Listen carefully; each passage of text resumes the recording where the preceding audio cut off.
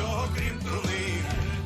Gone home, Russian soldiers, gone home. Бо ми всіх вас розрішаємо смагно. Від стрия до волновахи і чудно кличе дітям нахуй. Тут працює ЗСУ і ТМО. Вызволять пришел, братишка, ну привет. На моей земле тебе один ответ. Нашим лидерским мечом даже танки и бачок вам не взять нас и за 100 000 лет. Gone home, Russian soldiers, gone home. Бо ми всіх вас розрішаємо смагно. Від стрия до волновахи і чудно кличе дітям нахуй. Тут працює ЗСУ і ТМО. Mr. Putin, on behalf of all our guys, no one's scared of your nuclear device. You can take your top 11, shove it up your wrinkled one. Oh, we'll come and help you fit it in your skull. Gone home, Russian soldiers, gone home. Бо ми всіх вас розрішаємо смагно. Від стрия до волновахи і чудно кличе дітям нахуй. Тут працює ЗСУ і ТМО. Gone home, Russian soldiers, gone home. Бо ми всіх вас розрішаємо смагно. Від стрия до волновахи і чудно кличе дітям нахуй. Тут працює ЗСУ і ТМО.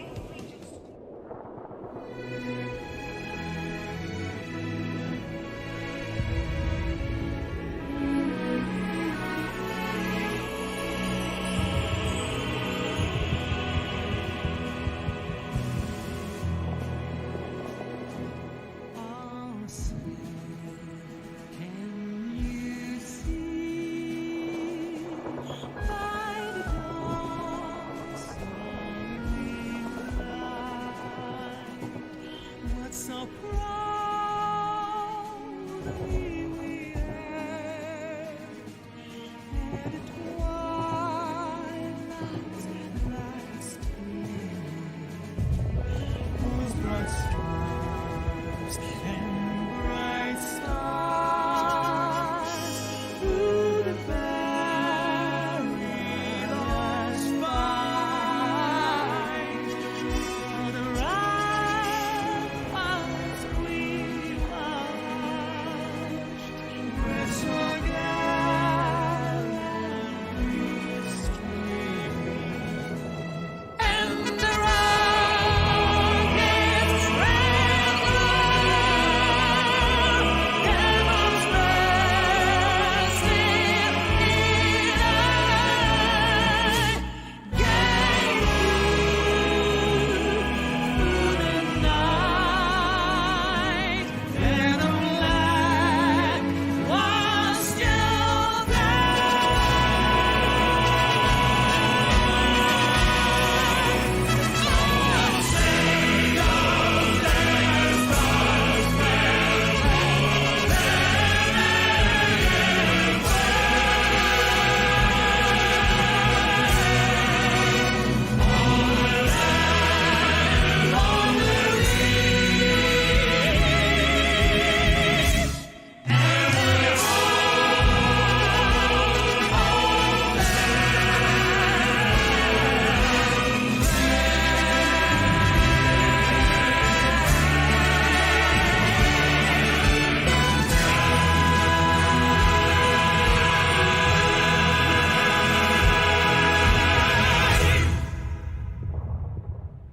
Dear American friends, we appreciate all the support we receive from the United States, and today we sincerely wish you Happy Independence Day.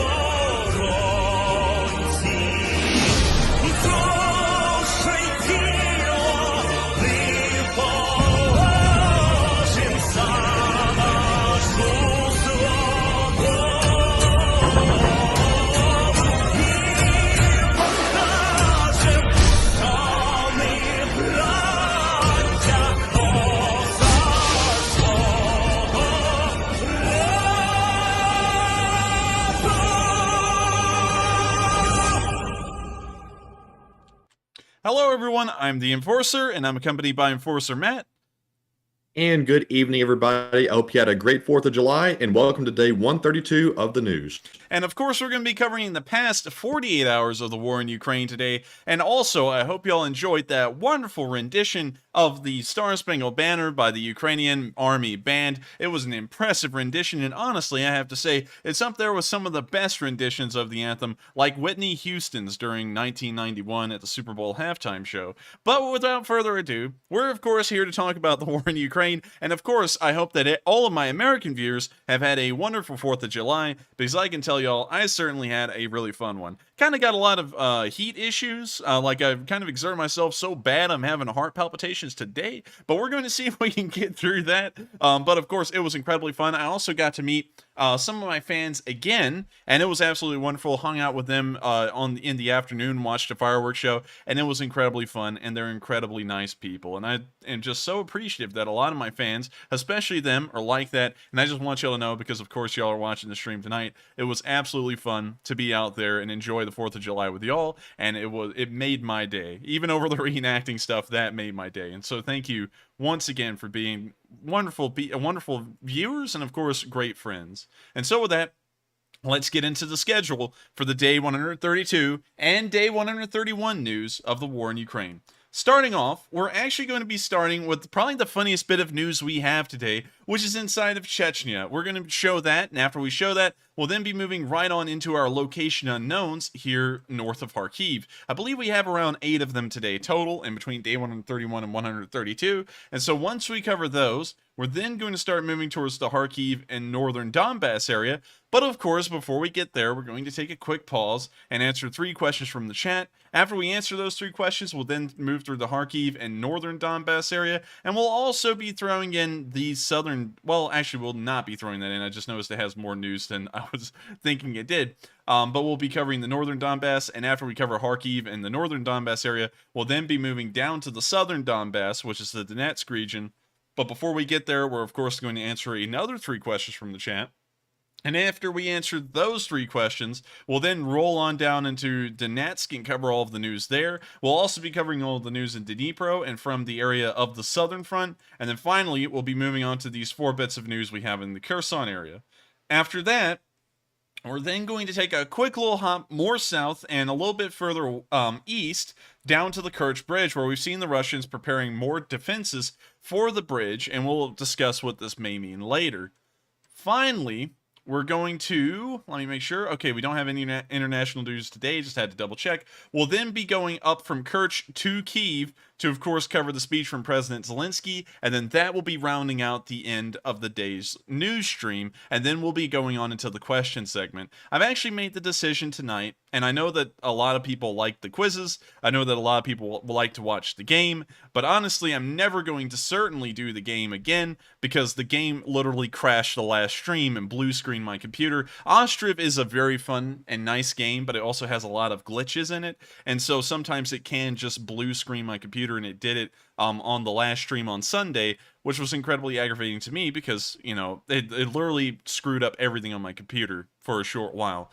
So luckily we got that all fixed, but I won't be playing a game again, and we're also not going to be playing any kind of quizzes anymore because it's very hard to do two things at the same time, trying to answer questions on the quiz and focus on that, and also answer people's questions really well. And so I'd rather try and answer the questions the best I can instead of trying to multitask and kind of fail in both categories in my mind. So with that, without further ado, let's get to our first bit of news for the night, which is in Grozny, in Chechnya. And surprisingly, it seems like Zelensky has traveled from Kyiv to Chechnya, and he's now surrendering the nation of Ukraine. Now, I'm going to let y'all know, of course this is fake. This seems to be a massive cope fest by the Kadyrovite leader. I forgot his name, but I think it's actually Akhmet. I think that's what this was saying. But anyways, I'm going to show you all this because this is the funniest coping mechanism I've ever seen anyone in Russia pull out. They literally had someone dress up like Zelensky, imitate his voice, and then say that he's surrendering Ukraine. So I'm just going to let y'all watch this in its entirety because it's hilarious throughout.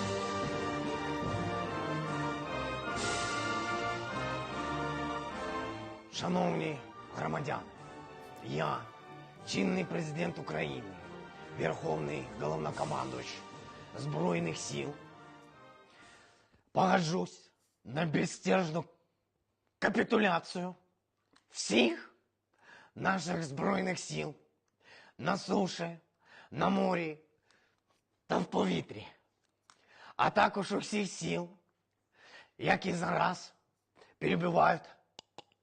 Okay, I gotta say here, I'm gonna pause this real quick. I gotta say that while this is a massive cope fest, the guy who's actually doing this acting here looks just like Zelensky. I mean, like, it's pretty close. It's not identical, but it's close enough that he could pass for him at a quick glance. And also on top of that, they have put too much effort. I'm gonna say this well in advance before we even get to the end. They put well too much effort into the background design and the whole set design and everything. Because what in God's earth, like, they've literally got a seal of Ukraine back there. It looks like they tried to get the same desk, you know, the same background and everything, like as the presidential office. The level of effort they put into this is more effort than they ever put into training a normal Russian soldier or even trying to win the war, which tells you a lot about the Chechens' prerogatives. Anyways, I'm going to let the video continue. Нас перебивають під українським командуванням. Гарантую здійснення повної демілітаризації та денацифікації України протягом місяця з дня підписання акта капітуляції. Негайно! І третє. Ахмат, сила же, верно? Мы же доказали это. Конечно, верно. Ахмат сила дал. It's done! He literally said it in the script! Let's go back and listen to that again because he literally went, done. Listen to it. Yeah, I can't believe it. He literally did it in his own skit. Ахмат, сила же, верно? Мы же доказали это. Конечно, верно. Ахмат сила дал. He did it right there! He did it again!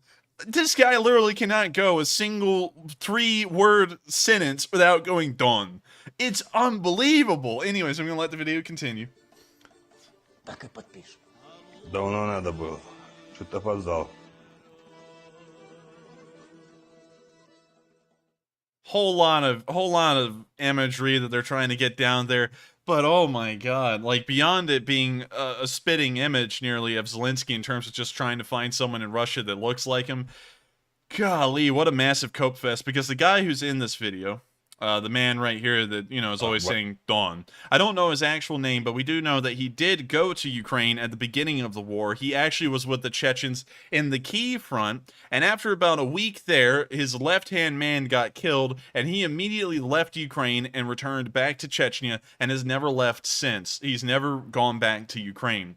So for this guy to be acting like he would ever even get this close to Zelensky or a Ukrainian for that matter, and then have his hand on his shoulder is really far-fetched and a huge power trip in this guy's mind, because he's not even brave enough to stay far behind the front lines and try and guide his soldiers from there. He has to stay literally in his home oblast, you could say, republic of Chechnya, and then command them from there because he's such a coward. So great coping on this guy's part, and it's just a sad display of how much effort the Russians and the Chechens will put into something, well, the Kadyrovites will put into some background work like this, and also trying to find an actor that looks like Zelensky, but they won't put that much effort into actually trying to win the war within the timetable they originally laid out.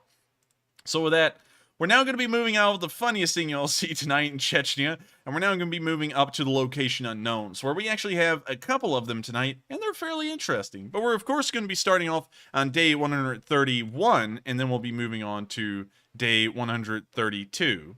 I'm sorry, I think I just mislabeled this one here, and so I'm going to go down here, dark gray is day 132, just in case y'all click on that link below, y'all see it's day 132, not 133. Moving on to our first clip, we can see that the Ukrainian Air Force is, of course, still kicking, and we can see an Mi-17 give a low flyover of Ukrainian troops. Pretty neat, and also, look at the landscape out there. It's just beautiful. Looks like some early morning fog, and I bet you flying those helicopters in that early morning fog must be a fun time. Hopefully not dangerous for them, but still, what a video, and it's great to see that the Ukrainian helicopters are still kicking and still in action. Moving on to our next bit of location unknown news, we see that the Ukrainians have gotten more goodies, of course, from their best foreign arms provider, the Russians. They managed to get 2 BMP-2s and a T-80 today on film.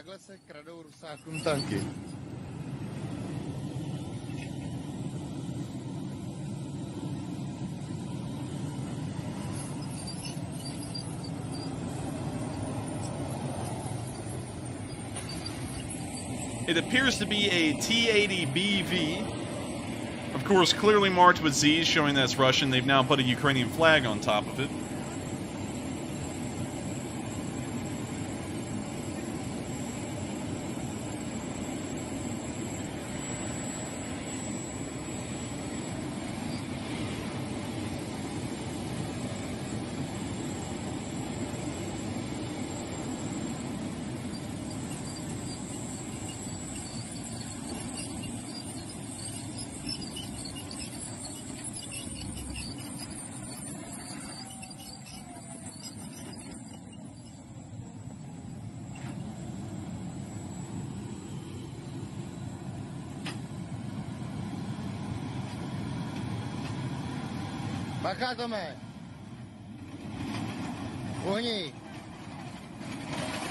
Now, looks like they're finally getting on the move out of there.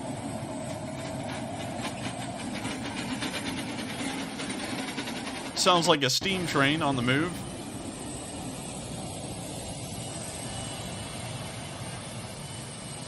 And we can see it hauling off a second T-80B. The first tank that's actually pulling off the second tank is a T-80BV. This one here is an even older version of the T-80. Pretty much one of the first T-80s that was put into service with the Russian army back in the late 70s and early 80s, the T-80B.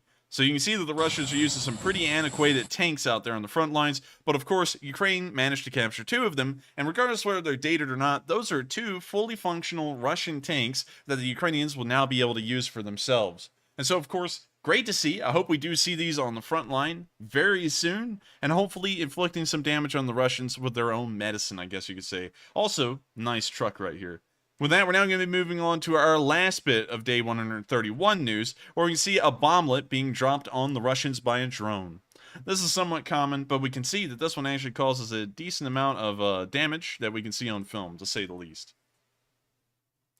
We now see the bomblet on its way, and we can also see the auxiliary lights on, which is good. The bomblet then explodes right beside the truck, And we can see a couple of guys fall out right there. A couple of more run off into the fields. And it looks like it injured a couple of people. So, of course, sadly it didn't destroy the truck, but it did injure a decent amount of soldiers, which will be something that the Russians have to tend to, or abandon them, which will, of course, be a negative consequence in either way. If they abandon them, of course, that lowers morale greatly, and if they try and take care of them, that's going to be eating up more resources. So regardless of how this actually turns out, it's a great clip of film to see, and it's wonderful to know that even though the drone somewhat missed its mark on the truck, it did still injure a decent amount of soldiers. With that, we're now going to be moving on from the day 131 news, and we're now going to be moving on to day 133. Here we can see the work of the irreplacable drone unit. Just for everyone to know again, the irreplacable drone unit is a unit comprised completely of civilians that have taken up their drones. Sometimes they used them recreationally before the war, and they're now using them to hit the Russians.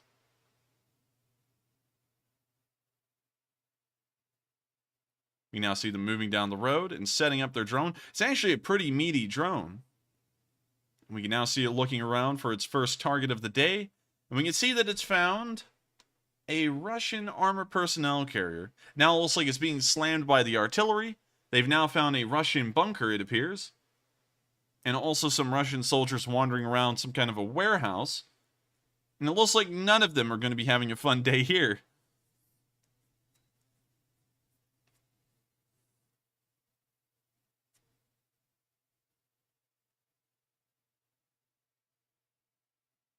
We can also see another little bunker. This one looks almost like a British bomb shelter in World War II, how it's made.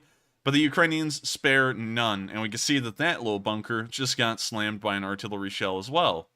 And then a second time.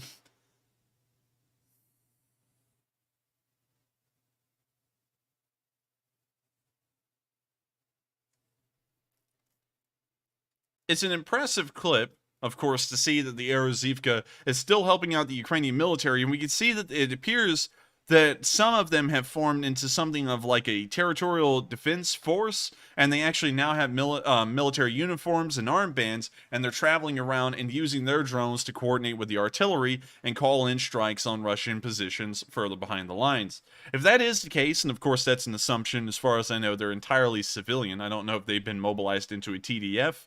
That is great to know, and it's really cool to see that a civilian effort has now made its way into the front. And something similar to that happened in the United States in World War II was the Civil Air Patrol. If y'all didn't know, the Civil Air Patrol is literally a group of civilians that kind of train how to fly planes and stuff like that. Nowadays, they're really just a JROTC, an Air Force form that you don't do in school usually. You have to go and do it outside of school. But in World War II, they actually managed to sink a Japanese submarine and I think also bomb a Japanese destroyer occasionally. It was incredibly rare for them to actually do anything. But it does show that the Ukrainians are kind of getting their own roots in that form. And the Arozivka may become the Civil Air Patrol of Ukraine after this war. And so that'll be really interesting to see. And hopefully in the future, we will see that come to fruition, perhaps. With that, we're now going to be moving on to our next bit of Location Unknown news, where we're going to see the Ukrainians destroying a large amount of Uragans at what appears to be a rail yard. We don't know where the rail yard is, but we do know that the Ukrainians obliterated the Russians that were here, and so I don't really think it matters the location, it just matters the effect that was had. We can see a smoldering vehicle right there. I'm assuming that that is one of the Uragans that's been hit. We can also see another vehicle over there. I'm not sure if that's an Uragan. We can see another Uragan supply vehicle right there that has been hit by the artillery. And the artillery just keeps raining down. And it looks like each shot is hitting almost on its mark. That one certainly hit on its mark. That one hit a trench.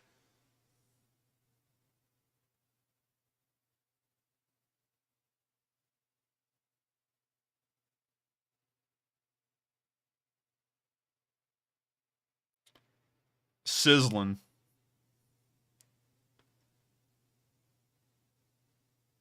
Oh, that's really sizzling. It looks like they had a little impromptu firing session with an Uragan right there. The rocket just takes out of the rack and goes off into the distance. probably hitting more Russian forces further down the way that were still alive. That's the end of the video. But it's great to see the Ukrainians, of course, knocking out Hurricanes, it appears. BM-27 Hurricanes. I believe those are just upgraded Grads. Nope, those are Ergons. So, anyways, it's great to see the Ukrainians still knocking them out, and it's really cool to see that sometimes they're able to get what may have been collateral, where the rockets just fly out of one MLRS and just straight on the level with the ground down into another Russian unit further away. With that, we're now going to be moving on to our next bit of Location Unknown news, where we see a Ukrainian soldier fighting in a trench. Sadly, I wasn't able to get an idea of where this firefight occurred. It just said Eastern Ukraine, which is very vague. But here's the video, and I'm going to play as much of the audio as I can before the copyrighted music gets too loud. And so here's the video.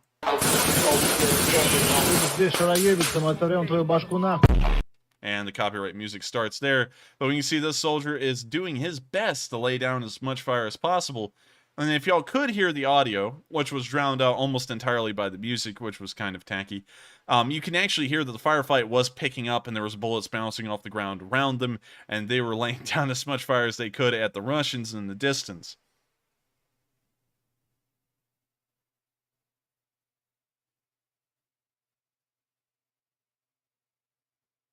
Now we can see him pulling out an RPG, which I guess you could call the big guns. We can now see that he fired the RPG at the Russians. An impressive video to see, and hopefully they were able to push the Russians off of their position, although this footage could be from the Lysychansk era, which means that these soldiers may have retreated at this point. We'll be covering that here in a little bit.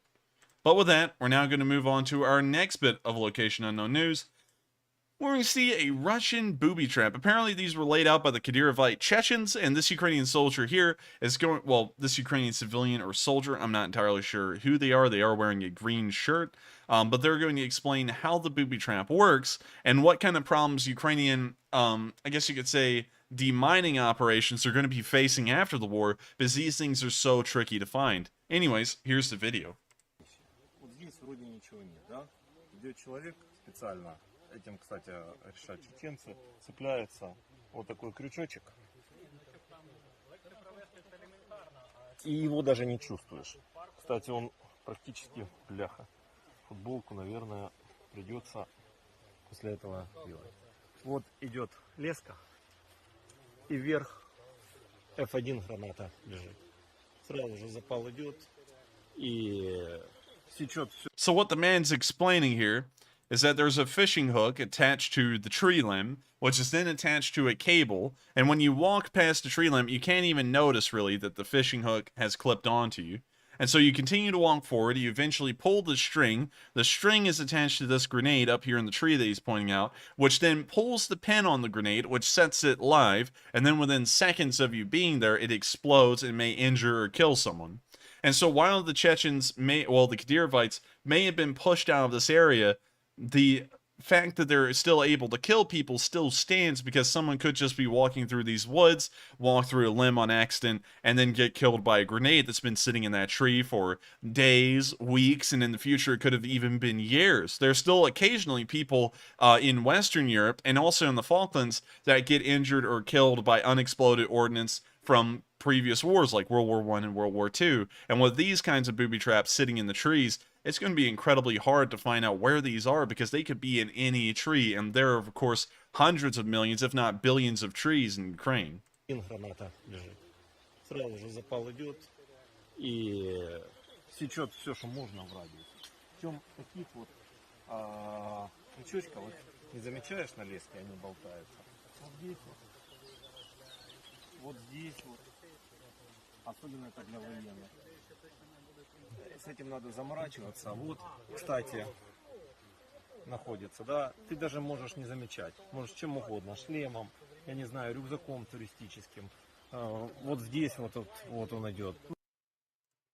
With that, that's the end of the video, but you can see that the Kadyrovites have left behind some pretty nasty traps that could kill people in the future, and hopefully Ukrainian demining and, I guess you could say, de-ordnancing, because that's not even really a mine, that's more of an ordnance in general, like a grenade, hopefully they're able to find these kinds of explosives and defuse them so that way no one gets killed in the future years after this war is over from some grenade that some Chechen left behind in a tree years ago. So hopefully they're able to find a load of them. And with that, we're going to be moving on to our last bit of location unknown news, where we can see a T-72B3 get destroyed. Once again, this is one of Russia's finest tanks that they actually field. The T-72B3 is pretty modern. And we see right there in a puff of smoke, the tank begins to smolder, and then begins to burn quite nicely as the tank has been knocked out and destroyed. And that's another thing that I've never really touched about on this stream that I think is critically important. These tanks, while heavily armored, if one module of equipment is knocked out on it, it becomes useless. If the tank's gun is somehow destroyed, the tank is entirely useless, and the crew will bail. If a track is knocked out, in most situations they're so close to the front line that trying to fix a track will be death, so then they bail out of the tank and they run. Any amount of damage to a tank that stops it from achieving its functions of moving and firing will make the crew immediately bail because the tank has now become useless and it's going to be dangerous for them to stay inside of it. So that's something that I've never really covered before. And what made me think about it today was that I was thinking in my head about old British training films I had watched from the 80s and the 90s when they were using chieftains and they just got the Challenger 1. And they were talking about battlefield repairs. And they said, you know, if we were ever able to do this, we were training to be ready for it.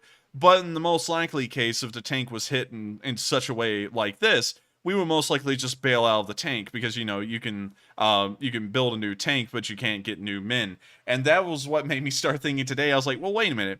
If a tank gets hit on the tracks, like just on the tracks alone, and the tracks get knocked out, the crew's going to bail out because there's no way for them to get out of there anymore. They're now in danger. If the gun's knocked out, it's pretty much the same thing. So I wanted to make sure to cover that real quick because that's something that just crossed over my head because I was thinking about a video I watched years ago. So with that, we're going to be moving on out of the location unknown news, which I hope y'all found pretty interesting. I hope y'all found that little tidbit an interesting fact as well. And with that, we're now going to be moving out of the location unknowns, and we're now going to start moving into the Kharkiv and Luhansk area. But before we get there, everyone knows it, and we do it every single night. We are, of course, going to take a quick pause to answer 3 questions from the chat, and after we answer those 3 questions, we'll then be moving on to the Kharkiv and Luhansk news. And so with that, what do we got, Matthew?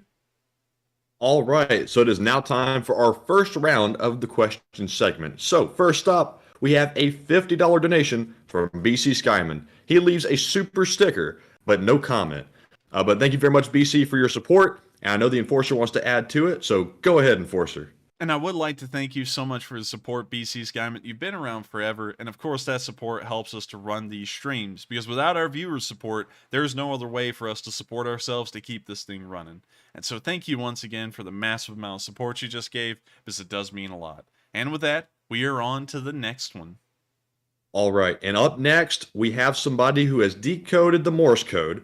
It's WF2U putting in a $20 super chat. And also, I want to give credit to C. Fay, who actually decoded it first, but they both got the same answer. So, let's see. WF2U says, Enforcer and Enforcer Matt, the Morse code message in plain language is Ukraine may have lost Lysychansk, but they will not lose the war. And that is correct. We have a winner. I would put a cipher on this stuff, but if I do, then no one is able to decipher it. And sometimes, one time it made it so difficult, no one was able to. But congratulations, you did get it correct. That is the message I sent out. And it does stand true, of course. They're kind of like fortune cookie messages, although those are really vague. Ukraine did lose Lysychansk. We'll be covering that here in a bit. But of course, while they lost Lysychansk and they have lost that battle, that doesn't mean they're going to lose the war. So we'll be getting onto that in a bit. And we'll of course be addressing a lot of questions that I've been seeing in the comment sections of the videos. But with that, you are the winner, and congratulations on deciphering that message. And so with that, we're now going to move on to our final question of this segment, and then we're going to move on to the Kharkiv and northern Luhansk, well, the Luhansk news. And so with that, what is the final question of this segment? All right, and the final question of this segment goes to Jose Diaz, who puts in a $20 super chat and says, Enforcer and Enforcer Matt, Puerto Rico loves both. Iran is competing with Russia to sell discounted oil. Oil today is less than $100. Ruble still strong. Do you think this will cause the complete collapse of the Russian economy? I don't think it will cause. Well, I mean, like, I think I'm gonna have to think on that one a little bit more. Could you reread that to me, Matthew, real quick, for me to try and formulate a good answer? Yes, I will. So Jose said, Enforcer and Enforcer Matt, Puerto Rico loves both. Iran is competing with Russia to sell discounted oil. Oil today is less than $100. Ruble still strong. Do you think this will cause the complete collapse of the Russian economy?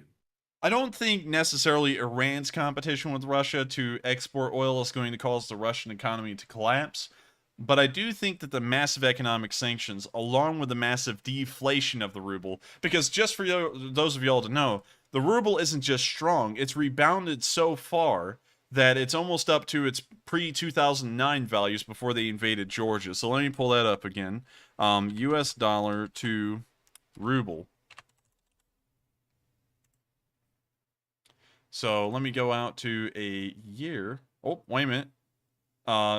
1 US dollar to a Russian ruble. Hang on. Okay, I think I do have this correct.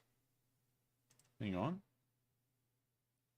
No, I have this backwards. 1 second. Let me go through and switch the values real quick. Russian ruble. There we go. 1 Russian ruble to a US dollar. So you can see here. Oh, okay. Wait a minute. Let me change this. These are the pre-Donbass values of the ruble. You could see that 1 ruble was worth 3 cents. Remember that number. Then after the Donbass conflict, it went down to around 1.5 cents. Then, we'll zoom in here to the past year. You can see right here, when the war started, at the 24th of February, the value of the ruble plummeted from 1 cent to where it was almost worth 0.5 cent, or really 0.75 cents. And so after that, it's rebounded heavily to get up to nearly, although it is starting to go back down again, on the 28th of June, it was almost up to 2 cents again, which is getting close. It's about a 2/3 of its value pre-Donbass conflict. So you can get the idea there that it was actually starting to do somewhat well.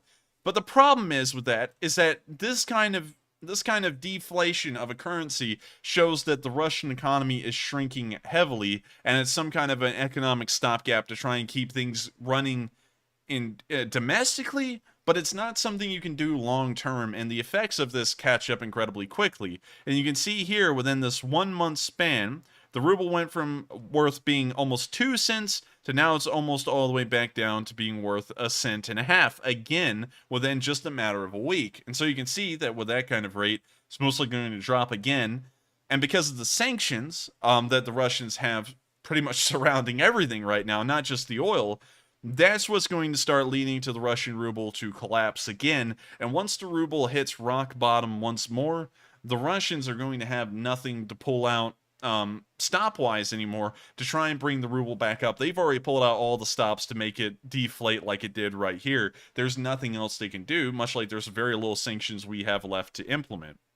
So in my opinion, I do think the Russian economy is on the verge of collapse. It's incredibly close, and if it gets dire, the Russians may try and reinstate a Soviet-style economy where they only, I guess you could say, domestically trade and they artificially inflate everything within their own country, but outside of Russia, the ruble would be worthless, much like it was during Soviet times. So I hope that kind of does answer the question. I do think the Russian economy will collapse eventually, but I can't really tell you exactly when.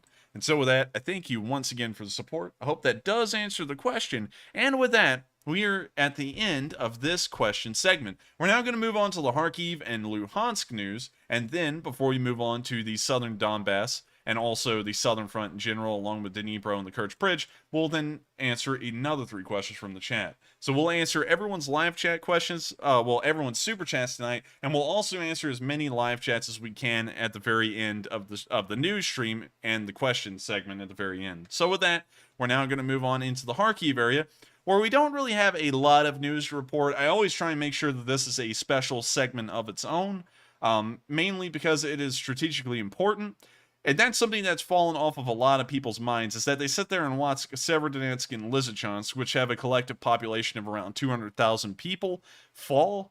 And then they go, oh my god, the Ukrainians are losing the war. How in the world is this possible? They can't hold on to a major city. And then they forget that Kharkiv was almost encircled within the first month or two of the war. And then the Ukrainians managed to push a counterattack, which completely pushed the Russians almost 8 miles away from the city now. So this is something I always like to cover, kind of in that way, and I still feel like even though I cover this, some people do forget that Kharkiv and Kyiv were the main targets of this war, and just to kind of cover that again, well, we'll cover that in the Lysychansk segment. It'll be more relevant then. So we'll save that little discussion for a second, and we're now going to move on to our only bit of news that we've gotten from the Kharkiv salient today, where we see the Ukrainians dropping more bombs on the Russians.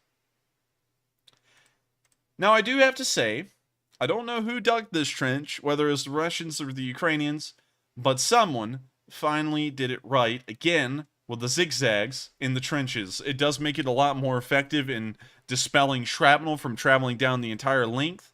So it looks like a Russian finally learned how to read, or they finally got a literate Russian that was able to read the manual. We can now see them lining up that bomblet to drop. And we see that they're looking at something that looks like it has a green tarp on it down there. The bomblet's now on its way. And it looks like it's going to fall right off to the side or right on top. I couldn't really tell. But like a box of Rice Krispies, I think that tank is going to start snap, crackling, and popping. And it's great to see that the Russians are still taking losses in the Kharkiv salient, although there's no offensive or defensive action happening there anymore. And it's very interesting to see that the Russians have finally learned how to dig a trench, at least in that one video. With that, we're now going to be moving out of the Kharkiv area, and we're now going to be moving further south past the Chuhuiv and Balaklia area, as well as the Izium area, and we're now going to be moving past Slavyansk, which we've had no news to report of today there either, and we're now going to move to Severodonetsk, where we do have unfortunate news. The Ukrainians have been confirmed to give up the entire city of Lysychansk. Lysychansk was in a very good defensive position. I've seen a lot of people doing what the Russians did when the Moskva sank. And I'll go over this story so that way people know where I'm coming from. When the Moskva was actually floating, a lot of Russians and pro-Russians were saying, oh, you know, the Black Sea Fleet, the flagship Moskva, is going to level the Ukrainian coastline and make them submit to the Russians' will. Then when that ship sank, after getting hit by 2 Neptune anti-ship missiles, everyone that was pro-Russian went, oh, you know, the Moskva was old, they sunk it, well, the Russians sank it deliberately, it was all an act, we didn't really like it, we didn't really care for it, and they tried to negate the loss. And so I've seen a lot of people who are pro-Ukrainian doing the same thing to Lysychansk, which was on a very good defensive position. It was situated on a 400-foot-high ridge line that spanned the entire length of the Severodonetsk River from Pervilia all the way down to Bila Ora, and it was an impressive and impregnable defensive position. However, while that was the case, that ridgeline did not continue naturally down towards Mirna Dolna, Hirske, Zolote, or Popasna. This area was flat land that just gradually sloped up onto this ridge. And so there, the Russians were able to get a lot of ground and a lot of progress. They managed to punch 2 breakthroughs, and just to put into context how long the battle for Severodonetsk and Lysychansk lasted, it lasted for almost a month and a half. They managed to punch through with airborne brigades and mechanized brigades in some kind of a special new maneuver that the Russians came up with. And they were able to punch through to Popasna. After they did that, they then pushed out to Vasilivka, and the T-1302 was heavily threatened. After that, the Ukrainians started to decide that since the supply lines further south were being put in danger, it would be smart to withdraw from the area of Severodonetsk. So then they withdrew from Severodonetsk.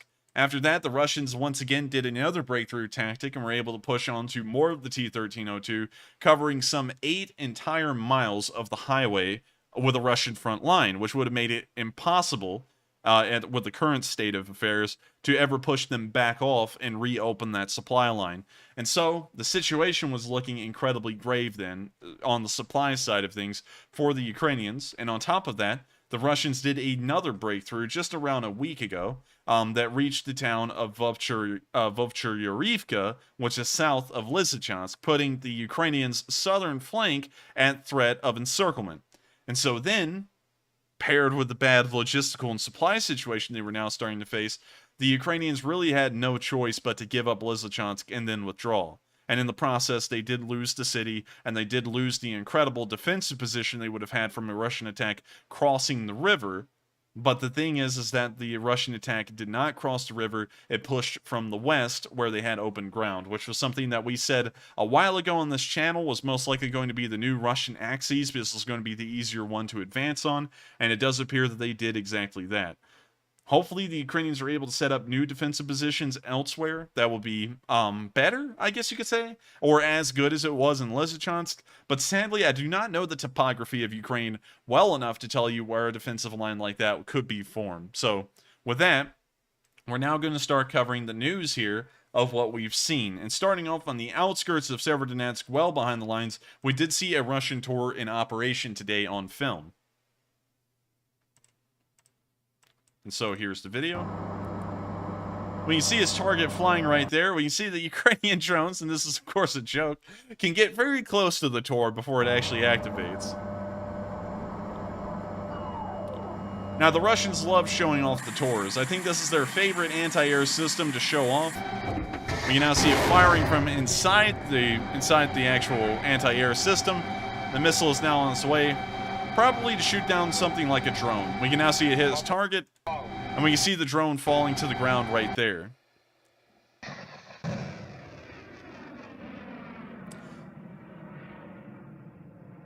We now see the external footage of the missile firing upwards, then hitting the drone. But what's weird to me about this whole thing is that this one does seem pretty staged, because this Tor missile fires almost straight up above the Tor and then hits a drone flying right above it. So I think that this may be some kind of footage that was heavily planned out by the Russians. You can actually see the drone that they probably shot down right there, and then they just shot it down right above the Tor. And if the Russians are trying to make this out like, look, we shot down another drone, that's a very bad example of shooting down a drone, because if it can get that close to what's supposedly one of the best Russian air defense systems in the world, that's not a good sign.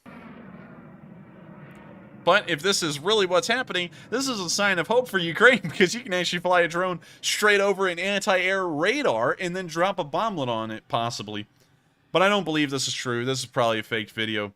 So with that, we're now going to be moving to Severodonetsk itself, and we have gotten a couple of ghost videos, I guess you could call them, because while the front line has moved a couple of miles south of Lysychansk, we're now starting to get videos of Ukrainian operations within the city and within the actual Severodonetsk River, when there were some forces on the other side in Severodonetsk itself. So starting off with the first bit of footage, we can see an example of how the Ukrainians were actually crossing the Severodonetsk River after all of the bridges had been knocked out. Ну що, операція. Добре. And you know what's crazy to me? It's the bizarrest thing. Rivers in Europe are not wide. This river looks more like a creek here in the United States. And it's just bizarre to me, because this has been accounted by Americans for ever since World War I, when we actually went to Europe and fought for the first time. There was actually an offensive that was supposed to cross the River Ouse. I forgot which battle it was in, but we'll type in the Ouse River. Let me try and find it. Ouse River. It's not river in England. Ouse River in France.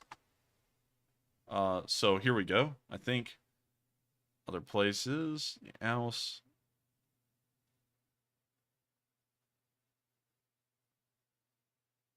There we go. I think this is it.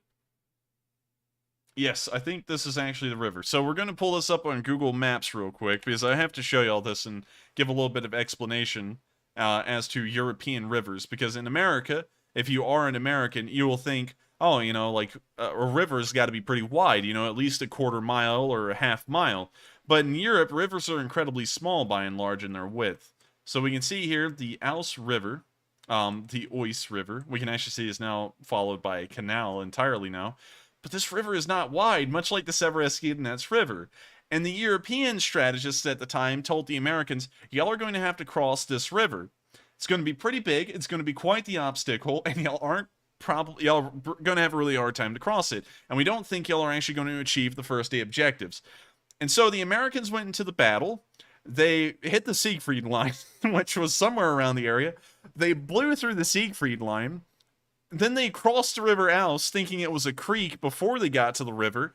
And so they were blowing so far behind the German lines at that point, they were literally breezing through the Germans' heaviest defensive lines at that time, that they started to write back, we think we're in the wrong area. We don't have any idea the direction we're heading. We met some small German resistance and crossed a creek, but we have not found the River Ouse.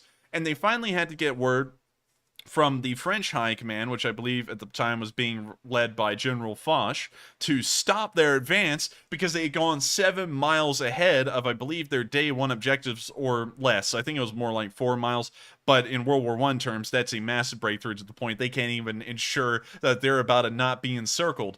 So it kind of gives you an idea of us Americans, whenever we talk about a river, we're talking about something pretty wide. And you can see here that the Oise, or the Ouse, as I was told it was pronounced, is not a wide river, much like the Severodonetsk-Lysychansk. And if we go over to Ukraine and take a look at it on Google Images, you'll see that it's not a wide river at all. It's actually narrow, just like the Oise, or the Ouse, as you can see right here. But in European terms, this is a major obstacle. Which is crazy to me, and I'll show you all the river I grew up on when I was a kid. So if we come to Alabama, there is a river that is kind of near the Montgomery area, because I used to live here before, and this is the Coosa River, and it's actually about twice as wide, or 3 times as wide, as the Severodonetsk River, and we consider this in America a small river. Like, for example, if you come down to the Alabama River, it gets even wider. It's about twice as wide as the Coosa River, and then that's about 4 times as wide as the Severodonetsk River. And so, even going beyond that, and a lot of y'all may know this river from all around the world, if we come over to the mighty Mississippi, the mighty Mississippi is about 1 mile wide. And this is what a lot of people in the United States think about when they think of a river, because that is kind of normal size for major rivers here in America. This goes for the Missouri River. I believe it also goes for the... Oh man, what's the name of this river here? Let me find it. The Ohio River, and a whole bunch of other ones. And so it's always weird for us, because in America we always think of big terms when we think of a river. In Europe, rivers are about the size of American creeks.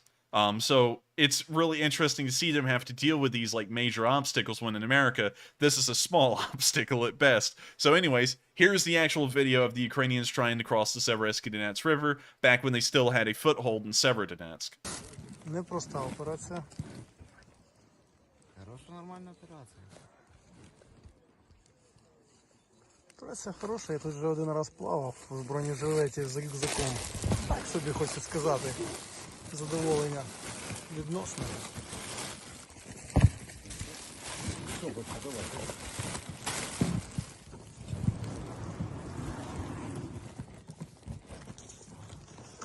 Also, Jimmy, to answer your question about the river that the Romans were not supposed to cross with Caesar, that was the Rubicon River, which is now the name of a Jeep. But it's not a big river, again. Десантно-штурмовий загін, 205-й батальйон ТРО створив підрозділ так званої річної піхоти. Ця річна піхота десантує вантажі та підрозділи до Сєвєродонецька. Хлопці добре контролюють ситуацію. It's really interesting to see. This is like a old 1870s kind of barge operation, because they set up a wire that travels both lengths of the river, and they pretty much have the barge, which here it's an inflatable raft. They hop on it, and then they tow themselves over to the other side. And I hate to go on to more interesting facts. I think a lot of people are interested in them, but a lot of y'all may also remember George Washington. Come on. And then Delaware River painting. Y'all may remember this picture, which is actually not historically accurate, of course. But you can see them using normal rowboats, it seems, to try and cross the Delaware River. That's not true. They actually used a flat barge with a rope across the river, much like you're seeing here in this video, to cross, as far as we can historically recollect. That's accurate from, you know, testaments of people who were actually there. So, a little bit of an interesting historical change to how it looks. We can actually see a more historically accurate painting here. The flat barge with the rope on top where they're pulling the barge across. That's what it actually would have looked like, most likely, instead of this painting here, which still looks epic. You know, I'll just give it a lot of credit. It does look cool. But that's the normal way that river crossings are done, is with a barge with a wire, and then you pull the barge across. Втрачати не можна, оскільки течія дуже сильна, як ми бачимо.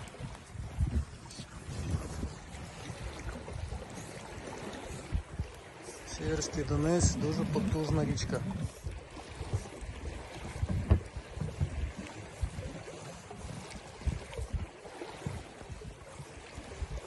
We now see that they made it to the other side. They're now going to pull them on shore, so that way when they get up, they don't just push the boat back into the water and fall in themselves. Зустрічають і допомагають. Таким чином це відбувається.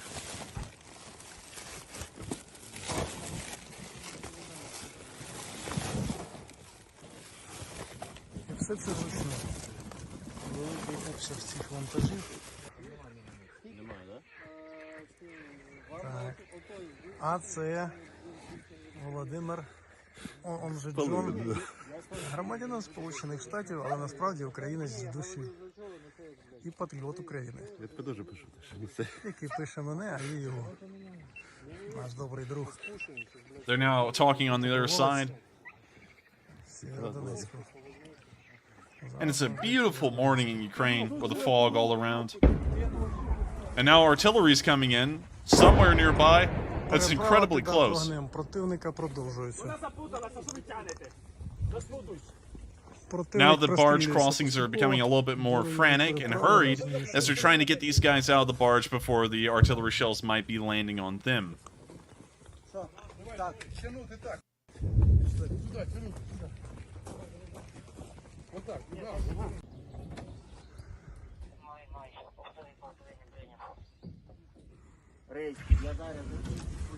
Нас починають тягнути.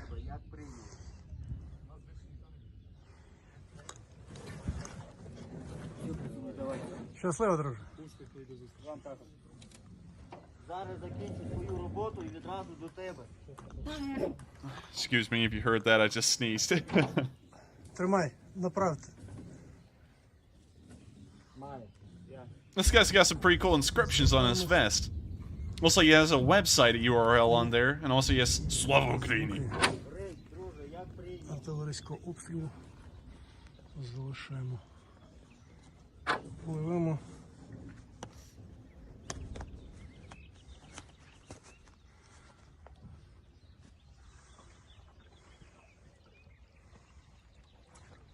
Вся річка, дивіться, з переправ канатних, які натягнули самі бійці. А ось міст. Міст ювілейний. You see one of the bridges right down there that has apparently been compromised. We don't see any of it actually in the water, but I'm guessing that the actual tarmac on top of it has been damaged so bad it's no longer usable. Вирви.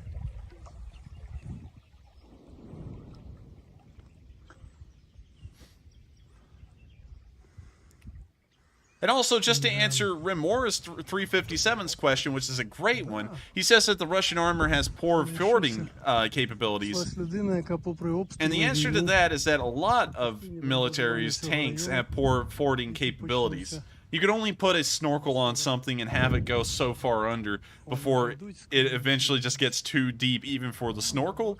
And so usually the best and easiest thing to do is a bridge. On top of that, it takes hours to get a tank ready to snorkel, but it only takes a few hours total to set up a bridge. And then after that, there's no more setup you have to do. A tank can just roll from one side of the banks of the river to the other without having to stop and spend hours to set up a snorkel. So I hope that does answer the question.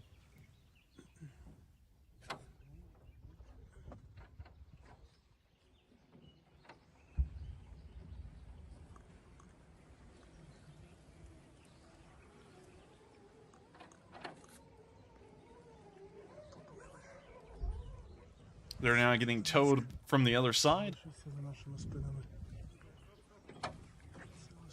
And now they've made it.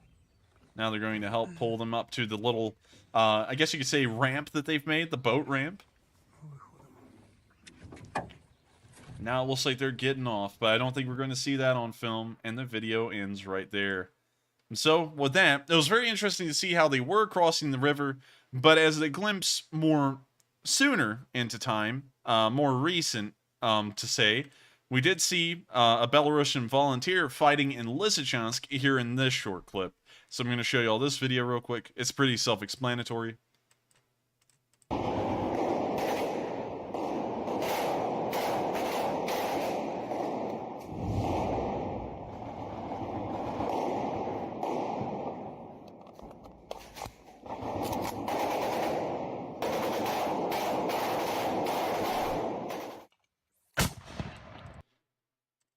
An interesting video to see, but sadly we know that it's just a mere, I guess he's a specter of the past. Sadly, there's no Ukrainian forces in Lysychansk anymore. They were pushed out over the last 2 days.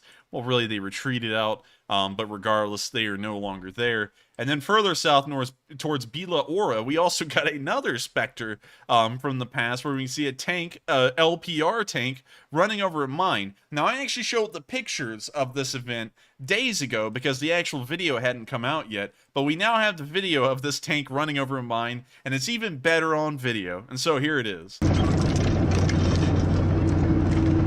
It's rolling forward, taking a slight right turn, and then bop. It's a mine. It gets detract. And like I said, at that point, the tank is practically useless. Не только экипаж уцелел, надежный советский Т-72 оттягивается в тыл своим ходом. Ну, это работа на 4 часа максимум. Это сейчас подвезут материал, мы все быстро сделаем. И завтра уже обратно в бой. И будет он бежать, и дальше будет. И пусть бежит. So, pretty interesting video. I'm not sure if they were able to repair that tank or not, because this tank is certainly not the same tank that was in that video. This one had ERA tiles pop up on his side skirt when it got hit. You can see them right there. But then the tank they're getting interviewed on, which is on the same side that that panel would be on, that ERA panel is not there. And so I don't think this is the same tank or maybe even the same crew. And I will say the Russians are once again just kind of like taping footage together to try and make a coherent story. But it was funny to see that tank actually get on film and see how abrupt it was. And with that, we're now going to be moving beyond the current front lines and into the Ukrainian side, where we can see a mortar truck in action. I've never seen this thing before, but apparently it's called a 2B9 Vasilek. And the 2B9 Vasilek is some kind of an automatic mortar. It's an 82mm mortar, and it's the coolest thing. This is what it looks like off the truck, but you can see here that they've mounted it onto a civilian gas, and they're now firing it. And so here's the video.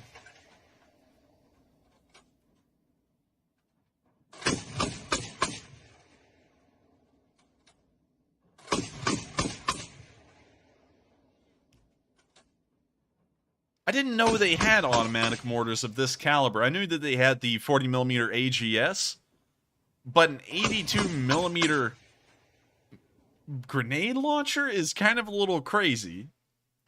It's interesting to see that the Ukrainians do have those kinds of weapons, and it's really cool to see them getting pretty creative and putting it on the back of a civilian truck.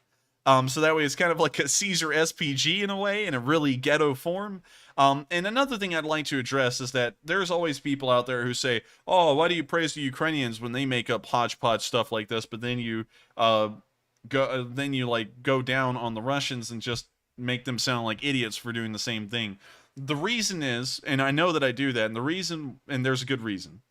The Russians are touted as a world superpower. That's what they've wanted themselves to be known as. That's what they still flaunt themselves as, is a world superpower rate military and a world superpower rate country. And so whenever they have to resort to making hodgepodge vehicles out of civilian trucks and then improvised weapons, that always looks bad for them because they've tried to keep up this image of them being a modern fighting nation.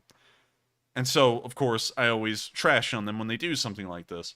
The Ukrainians, on the other hand, have never tried to make an image like that. In fact, they've always been known as being poor, and that's something that everyone knows Ukraine as. They're a country that's trying their best, but still economically they're not doing well. And so when you see them doing something like this, considering their economic situation and how far their militaries had to come over 8 years. You've got to applaud them for these efforts because it's massive ingenuity on their end, and they're trying to make do with what they have. And so I was just wanting to address that before we move on, because that's something I always see trolls and bots and sometimes just normal viewers on the channel asking about, is why do I make that assertion and look at the same thing through different lenses depending on who's doing it, is because the Ukrainians, of course, are not a talented world-class superpower.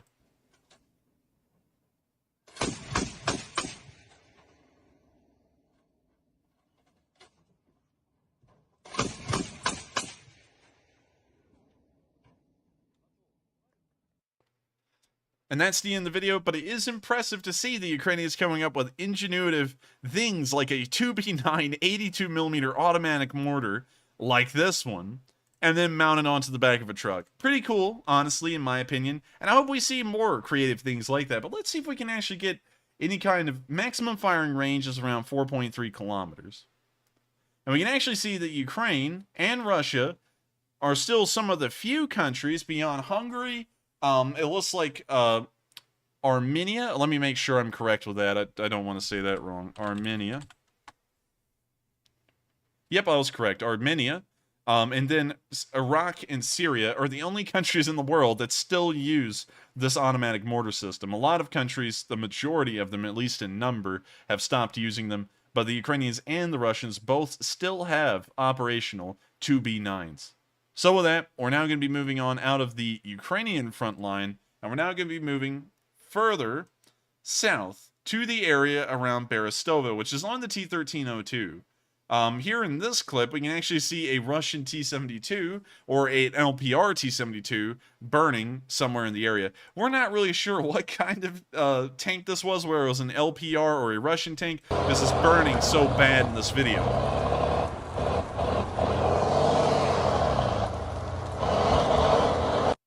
Looks like it caused a small wildfire there, but overall, great to see that the Ukrainians are still knocking out Russian tanks, and I do believe that we'll most likely see the Ukrainians ceding even more ground over these past few days, but I'm not going to take that as a terrible thing, because we do know that they have some pretty sizable defensive lines that they could take up elsewhere, although I'm not going to key in what those could be. So hopefully the Ukrainians will be able to stymie the Russian push eventually. Of course, I'm not expecting that to be tomorrow. I think it may be within the next week or so. And so with that, we're now going to be moving out of the Luhansk area, and we're now going to be moving towards the Donetsk area, the southern front, Dnipro, Crimea, and also the speech from President Zelensky. But before we get there, we of course have to answer those 3 questions from the chat, and after we answer those 3 questions, we'll then move on to the last bits of news we have for the night, and then return to the question segment. And so with that, what do we got, Matthew? All right, it is now time for round 2 of the question segment. And first up, we have a very generous $100 super chat from Luis Silva, a longtime channel viewer and supporter, who says, "With my schedule, I always miss the streams. Finally, I get to watch live. Thank you all for all you do, and Slava Ukraine." Well, I thank you so much for the huge amount of support, Louise. And also, it's really crazy to me because I joked about this the other day, and I'm sure you watched it. But it's sometimes it's weird how people never are able to watch this live, and it's almost like they're taking a pilgrimage to see it live. And so I'm glad that you were able to finally see it live, and I hope you've been enjoying it tonight. And I thank you so much for the massive support, because that does help us to keep running these streams, so that way everyone can keep on watching it night after night and watch the war progress day after day. And so with that, I thank you so much once again for the support, Luis, and I hope that does address the comment. And with that, we are on to the next question. All right, and earlier we did have a $50 super chat from BC Skyman, and he didn't attach a question, but he sent one in, so I'm going to revisit that one more time and read off that question. So, BC says, "I met with a 24-year-old Navy veteran, and he said that NATO should have stood their ground and put troops on Ukrainian soil and challenged Putin on day 1 and called his bluff. What does the enforcer think?" I think that wouldn't have been a good move, in my opinion. You know, of course, everyone's entitled to their opinion, and considering that it's all within a hypothetical scenario, he could be right, I could be right, and it could go either direction. But in my opinion, that wouldn't have been a good call, because I don't think anyone's understanding the desperate situation that the Russians are finding themselves in strategically over Ukraine potentially joining NATO. The Ukraine joins NATO. their front line extends by a factor of 2. And now that Finland's joined, if they lose this war, now they're going to be surrounded by NATO on literally every single western border they have. So that's going to be, of course, very precarious for them. But the Ukrainians, just completely excluding the Finns from the equation now, if the Ukrainians were to join NATO, their front line is going to extend to where the US, as just on its own, is going to be within 200 miles of Volgograd, which could cut off the entire Volga River and its access to the Caspian Sea for the Russians. And that could be something detrimental and catastrophic for them economically if a conventional war was to break out. On top of that, they would be within even closer striking range of Moscow, this time not just from the direction of Latvia and Estonia, but from Ukraine as well. And so they'd be facing a very bad strategic situation if Ukraine was to join NATO. And so that is why they have been so desperate to go into this war immediately. And the catalyst for this, of course, started in late last year, in 2021, when Ukraine started to try and go through the process of joining NATO. Then for the Russians, it's a do-or-die situation, and they have to join... they have to make sure that Ukraine does not join NATO, or else they're going to be put in such a bad strategic situation that they might as well have already lost this potential war that could have ever happened. And so if we had put soldiers there on day one, I don't think that would have stopped the Russians, because for them, this seems to almost be a battle for their strategic life. Because by losing Ukraine as a neutral country and then it becoming a pro-Western, pro-NATO country, they're going to be put in a very bad position, which is something that a lot of people don't really look at anymore, and that is the main reason that this war started, regardless of what everyone tries to say. I have some friends that still try and tell me it was biolabs and stuff like that, which is a convoluted thing to start a war over. But with the actual situation of the front lines, I think they would have never even stopped, even if we entered on day one. They would have just tried to fight the West as well. And so with that, I hope that does answer the question. And also, I just did see Laticus point out that NATO is a defensive alliance, which is true, and Ukraine is not a member of NATO, so I don't think that NATO forces could have just rolled into the country anyways due to a lot of NATO red tape that would have had to have been removed, which would have taken a very long time for them to do. So with that, I hope that does answer the question, and thank you so much once again for the support, BC, and I hope that did answer the question. That was a really good one. And with that, we're going to move on to the last question of the segment, and then we're going to move on to the remainder of the news for the night. All right, and the last super chat of this segment goes to Loy Wen, who says, again, Don, Don, Don, Don, Don. and I agree, Don. And just for those of y'all who don't know why I'm talking about Don, the guy you watched at the very start of the video, in the first one where the fake Zelensky was crying, that guy always says, Don, every time he talks, Don. And I would play it again, but I don't want to waste too much time on that one, though. But Don, I thank you so much for the support, Don. And we're going to now round out the question segment.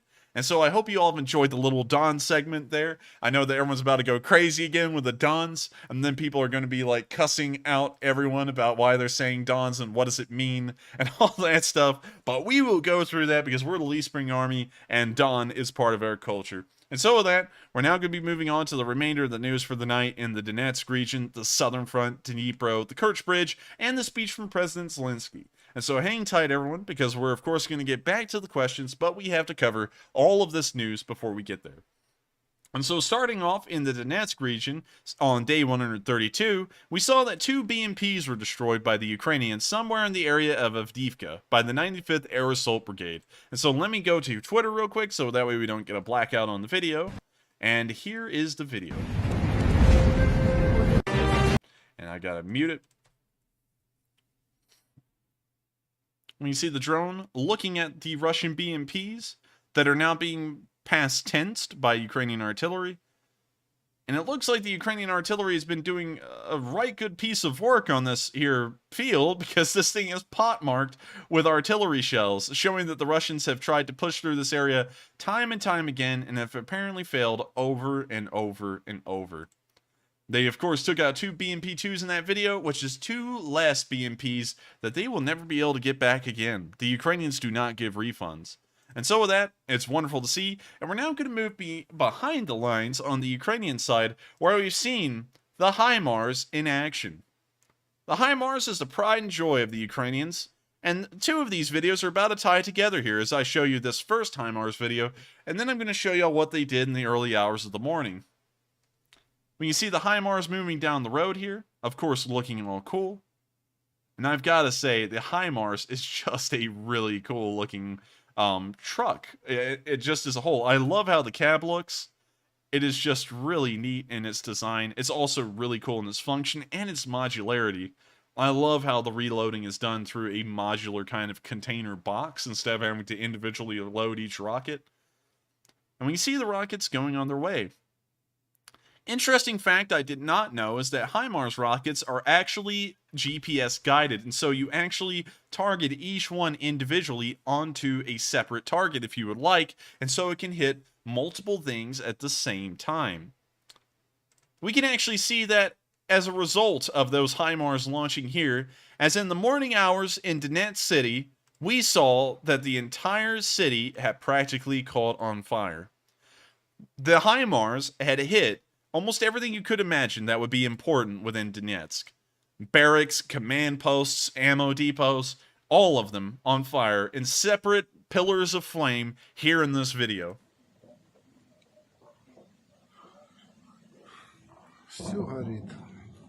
Look at that. Now that is what America can do for you. If you're friends with the Americans, you get some pretty sick weapons, and I'd have to say that the HIMARS has got to be the sickest weapon that the Ukrainians have ever given to anyone. Well, the Americans have ever given to anyone. So it's wonderful to see that the HIMARS is being used to its fullest extent, to the maximum of its capabilities, and the Ukrainians are figuring out how to use this thing as best as possible. And it's beautiful to see multiple different important infrastructures on fire within Donetsk City. Not only did that happen on day 131, that also occurred today on day 142. Starting off today, we saw an ammo explosion in Donetsk caused by another HIMARS attack. And so we're going to flip over to that Twitter video real quick, and I'm going to show y'all that HIMARS blowing up an ammo depot. That's actually the wrong one. That's the follow-up video. So we're going to go to this one real quick, and that will show y'all the depot on fire.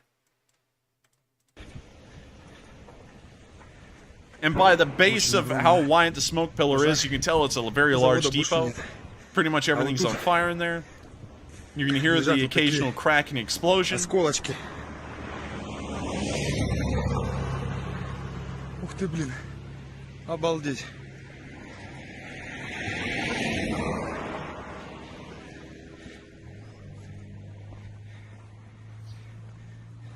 And you see some of the spare bits and pieces that have flown out from that ammo explosion have now landed in the middle of the street.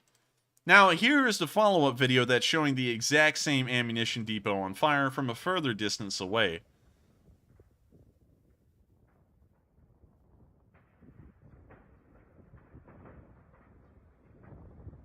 Some more snap, crackling, and popping, letting us know it's certainly ammunition that's going off as it's heating up too much.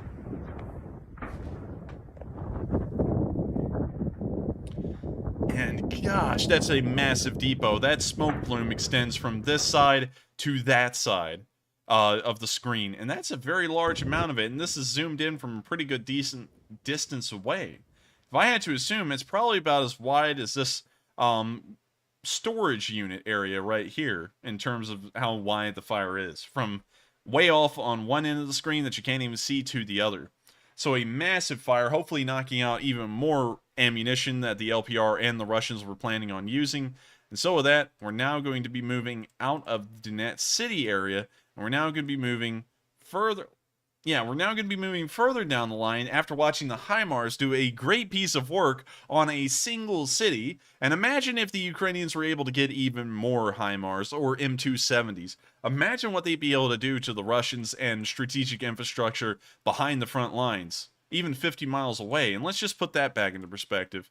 If a HIMARS was in Bakhmut, it could hit anything all the way almost to the outskirts of Luhansk. So it could practically hit anything that the Russians have, even 20 or 30 miles behind the front lines in most places. And that is really impressive when you think about it, and hopefully they're going to start using that to its fullest extent soon. We do know that they're getting a massive amount of HIMARS ammunition soon, and also they'll be getting a lot more M777 ammunition. But with that, we're now moving out of the Donetsk region, and we're now moving down to the southern front, where today we've seen some more Russian vehicles being destroyed by Ukrainian artillery. Of course, it is the Ukrainian artillery that is destroying these vehicles. The artillery, of course, has become the winning factor of this war for Ukraine, and it's really the only way they strike at the Russians anymore beyond the occasional infantry counterattack that is then also heavily supported by the artillery. See a little bit of a flashing explosion down there, showing us that they did hit a vehicle dead on.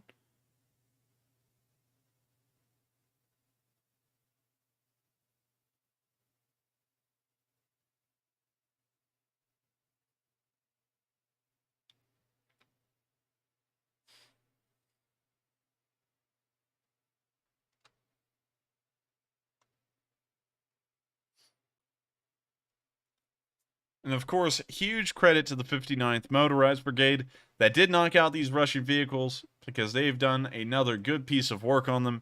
And of course, they are also winning this war. Every single Russian vehicle and every single Russian soldier that is destroyed or wiped out does bring this war closer and closer to the point where it will be unattainable for the Russians any longer, and they will have to come to the negotiating table. Regardless of the Russians' dead set stance right now that they are never accepting any kind of a peace condition, that time is coming closer and closer. In fact, if we were to pull up the Kyiv Independent on stream, which we will do actually right here, because I would like to know the losses of today. Let's scroll down and try and find them real quick. They should be somewhere here. Let's see here. Give me just a second. Here we go. As of July 5th, the Russians have lost 36,350 soldiers, almost 1,600 tanks, almost 3,775 armored personnel vehicles, 806 artillery pieces, 247 MLRSs, 105 anti-aircraft systems, 270 planes, 187 helicopters, 15 boats, 660 drones, 65 special equipment vehicles, 2,634 vehicles and fuel tanks, and 144 cruise missiles. These numbers are massive, and of course we've already gone over the figures that they've lost almost 1 in every 4 of their helicopters in the entire armed forces. They've also lost something like, I believe it's 1/6, 1 in every 6 aircraft in the Air Force that are actual fighter aircraft. And these losses just cannot be maintained, especially over one single war. These kinds of losses, they just can't keep going through. And while this may be a matter of life or death for the Russians strategically, there's just no way to explain away these kinds of losses and say that they are justifiable under any means and that they can keep on going. At this rate, they're going to probably have lost half of the Russian military's equipment by the end of the war. Personnel, I don't think so. 37,000, while a big number, is only chipping away at the Russians' manpower numbers that they have in the military right now. But in terms of the equipment alone, they have blown away a decent chunk of everything.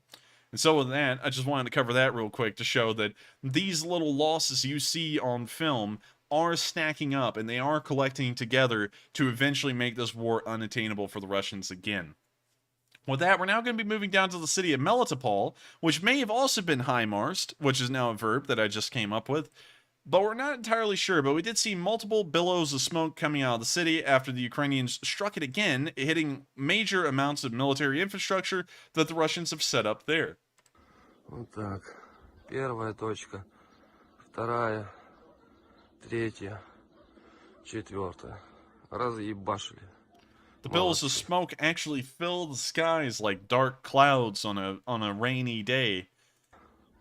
And it just gives you an idea of how many different, I guess you could say, points the Ukrainians have hit within the city. Just for those of y'all who do not know, Melitopol is one of the few cities in the southern front that has a large enough rail yard to support Russian logistics and become, I guess you could say, a railhead where the trucks then pick up supplies and bring them to the front. And so Melitopol is a strategic military asset for the Russians now, and the Ukrainians, of course, are trying to make sure that it's going to be difficult more and more for the Russians to be able to use. So hopefully they still are able to continue on making sure that the Russians may not be able to use that supply base, I guess you could say, or maybe not use it at all if they're able to wipe out enough. But with that, we're now going to be moving on towards the Kherson area, where we've seen a really interesting video today, a rare one at that.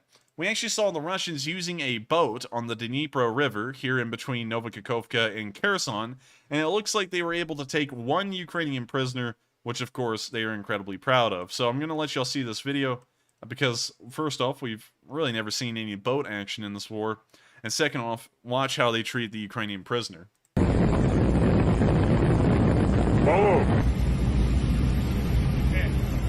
And there's the supposed Ukrainian prisoner, and watch what he does to him. He slaps him in the head a little bit. It wasn't a strong slap, but still, what kind of respect is that to a prisoner of war to smack the guy on the head, regardless of how hard it is? And that gives you an idea, considering that was on film, how good they must be treating them off camera, which the answer is that they're most likely torturing them, beating them. I wouldn't doubt it if they shoved the guy's head over the side of the boat down in the water as they're moving 30 miles an hour and just let him try and gulp up as much water as possible and drown him or something.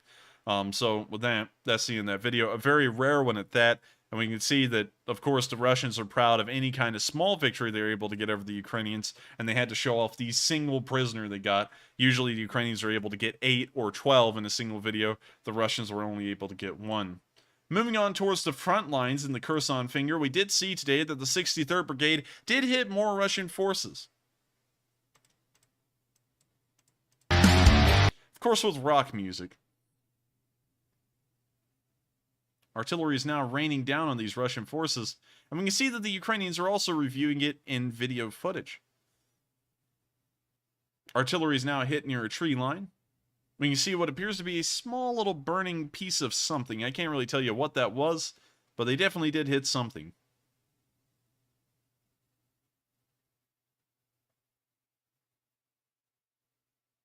Just more and more artillery strikes. What was really cool about that one is you can see the shrapnel. Take a look at that. Let me go back here real quick. Boom. And look, you got the shrapnel on the antenna, the roof, all over here. All the way down here, it looks like the shrapnel was able to hit hard enough that it was bringing up smoke, which gives you an idea of while that smoke plume is pretty big, the shrapnel travels on a pretty decent ways further and still appears to have some deadly speed behind it.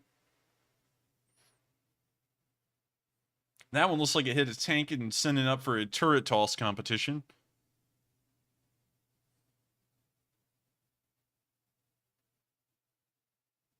And we can see a little Russian tank trying to trudge on along that field as all of its comrades got blasted away in the tree lines.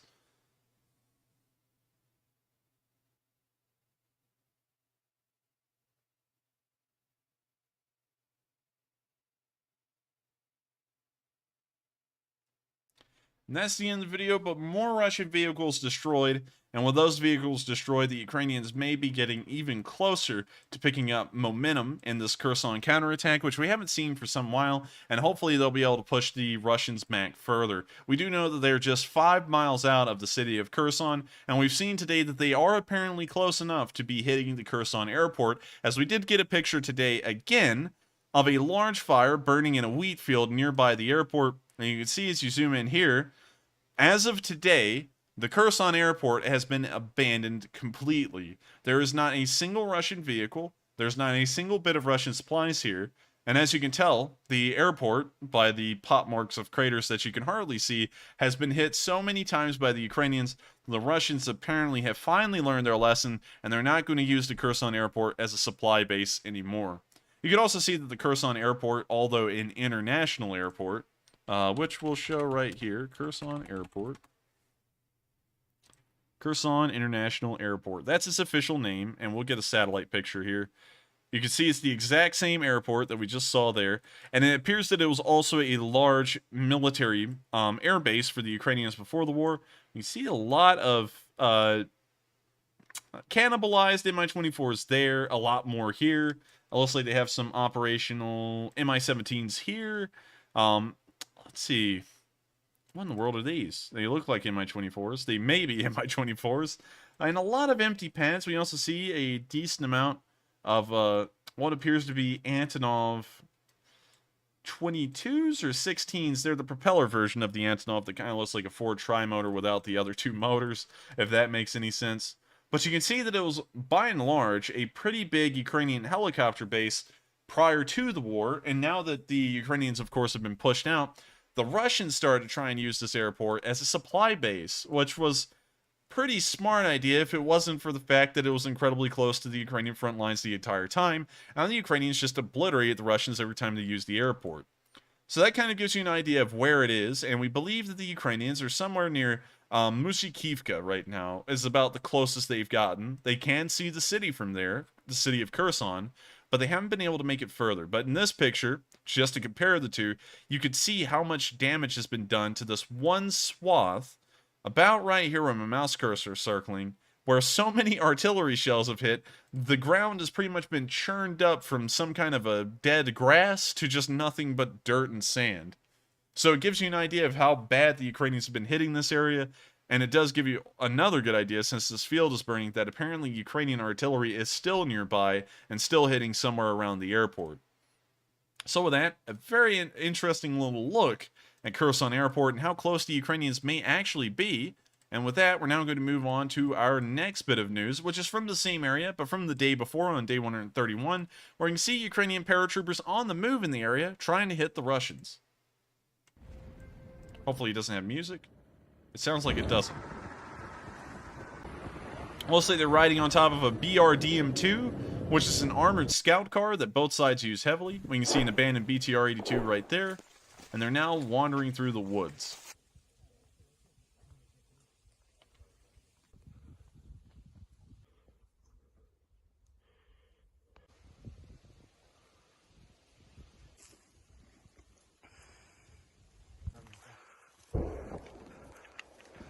Получається все, що осталося від фосфора, якими противник закидує нас дуже часто. В принципі, що вони? Вони в основному кидають фосфор, касети. We can now see Russian vehicle droppings. Це такі є послідствия. Якщо це попадає на людину, вижигає прямо аж до кості. Треба перекривати кислород, максимально там прикидати його з землею або накрити чимось таким. Ну, в основному земля допомагає. Земля, пісок, що є під руками. Ну, вижигає прямо аж до кості. Максимально себе скидувати сразу вещи, остається на вещах і розпространяється. Скидувати вещи і рани присипати землею.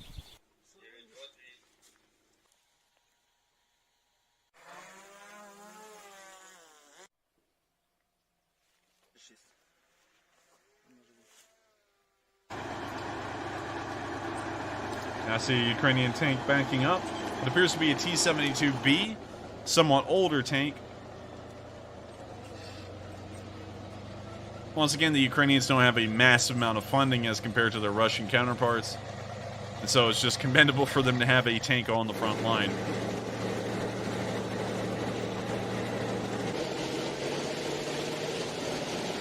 But you now see them moving pretty quickly. And also, to revisit something from ages ago that I used to make fun of all the time, this guy is using the paratrooper helmet for what it's actually meant to be used for. He's got a headset in it.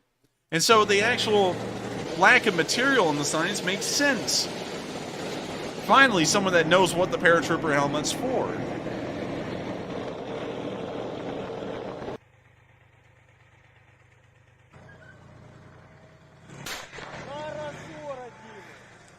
Now the tank is firing and advancing. You can see that it's firing behind it as it moves away with its rear end exposed. We now see a massive Ukrainian soldiers on top of what appeared to be an armored car on the move. До кінця, до перемоги, тільки так.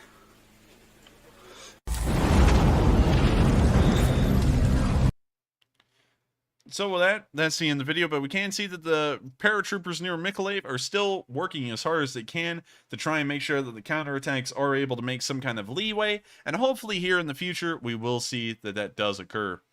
Moving on up towards Dnipro, we did see a good ending to a Russian cruise missile story today. The last story we got from the Dnipro River in general was a large cruise missile or two slamming into a shopping mall in Kremenchuk that was filled with around 1,000 people, killing dozens and wounding dozens more. Today we saw in Dnipro a much better end to a potential story like that, where the Ukrainian air defenses were able to shoot down the incoming cruise missiles before they could cause anyone any harm. And so, here's a video of the Ukrainian air defenses shooting down Russian cruise missiles over the city. Бля, в дом летит тоже. Сбили. Отлично.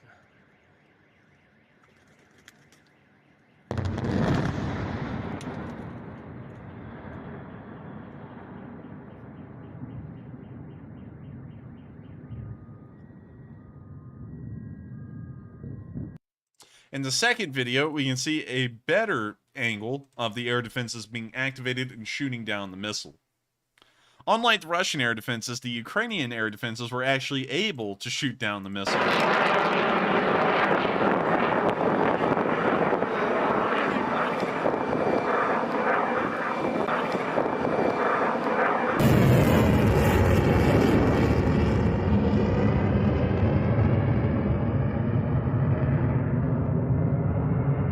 You see it hitting the missile there and taking it down.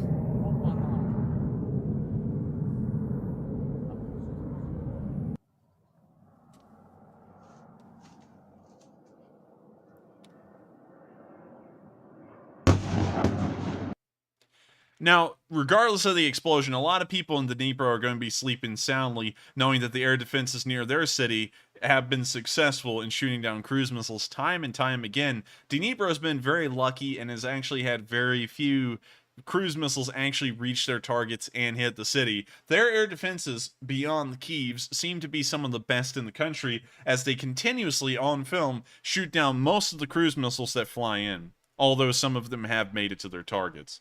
But impressive to see that the air defenses around Dnipro are operational and doing an incredible job.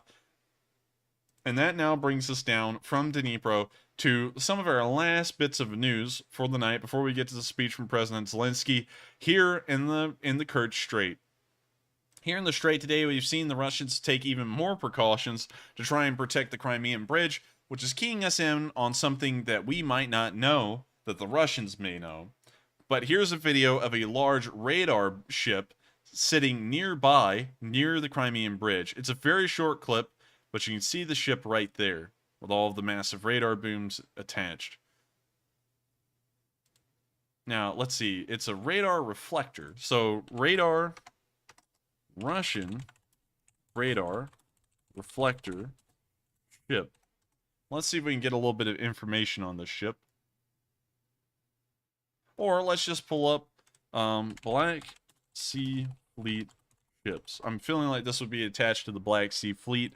So let's just look through the inventory of ships they have, and we might be able to find it through here. So let's get down to here. Let's see, Service Division. We're looking for some kind of a special ship. Let's see, missile boats. We're not looking for those. Patrol ships. Landing crafts, anti-saboteur boats.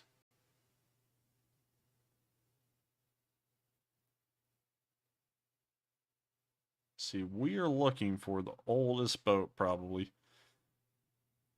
Auxiliaries. It doesn't look like it's in the register for the Black Sea Fleet. But it does look like this ship is rather old, and we do know that the Russians are not opposed to using older ships. This may be another attempt by the Russians to make sure that the Crimean Bridge cannot be hit as easily as one would intend. We've already seen them trying out the smoke screens. Now we've seen them put up radar reflector ships around the bridge. And so this is keying us into something. Either the Russians are getting very paranoid that the Ukrainians may eventually come up with the ability to hit the bridge, or they're getting information that they've secretly gotten the ability to hit the bridge, and that may be coming soon. Either way, we're seeing them prepare for something that they have not done over the course of 4.5 months, which is telling us that apparently something has changed that we don't know about yet that is leading them to prepare for the worst. So hopefully they're preparing for the worst doesn't even fix the problem, and hopefully the Ukrainians have secretly gotten the ability to hit this bridge, because the destruction of it is going to lead for disastrous effects and results here in Crimea and also the farthest west extent of the southern front. With that, we have now reached the end of our news segment for the night. We have one last bit to cover, but to do that, we have to circle all the way back to Kyiv, and now we are going to listen to the speech from President Zelensky here on day 132 of the war in Ukraine. And so, without further ado, here is President Zelensky's address. Українці, українки, усі наші захисники і захисниці.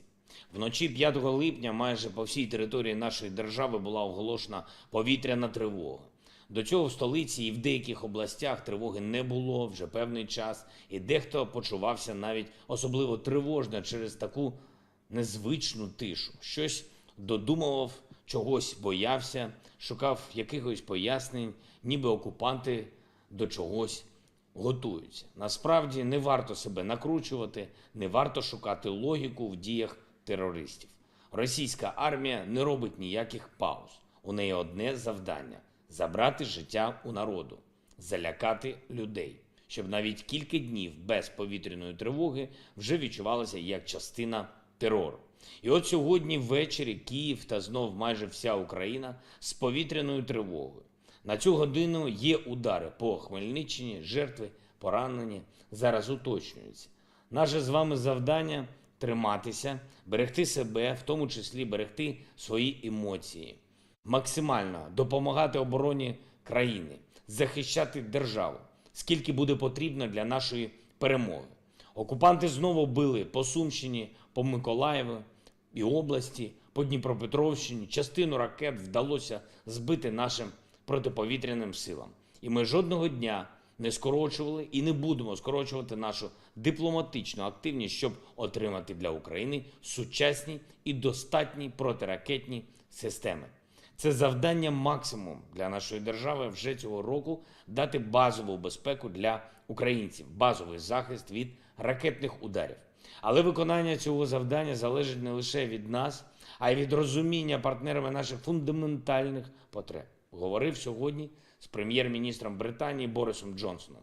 Подякував йому за розширення безпекової допомоги нашій державі ще на 100 мільйонів фунтів. Це на додачу до пакету оборонної підтримки на 1 мільярд фунтів, про який було оголошено нещодавно. Це дуже відчутна допомога для нас.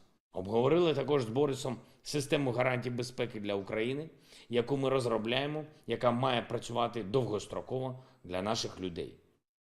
Взяв участь разом з президентами Молдови і Греції у форматі спеціальної конференції видання The Economist. Це вже 26-й такий щорічний захід, і цьогоріч на ньому Україна і безпека, звичайно, були головними словами. Для чого нам це потрібно?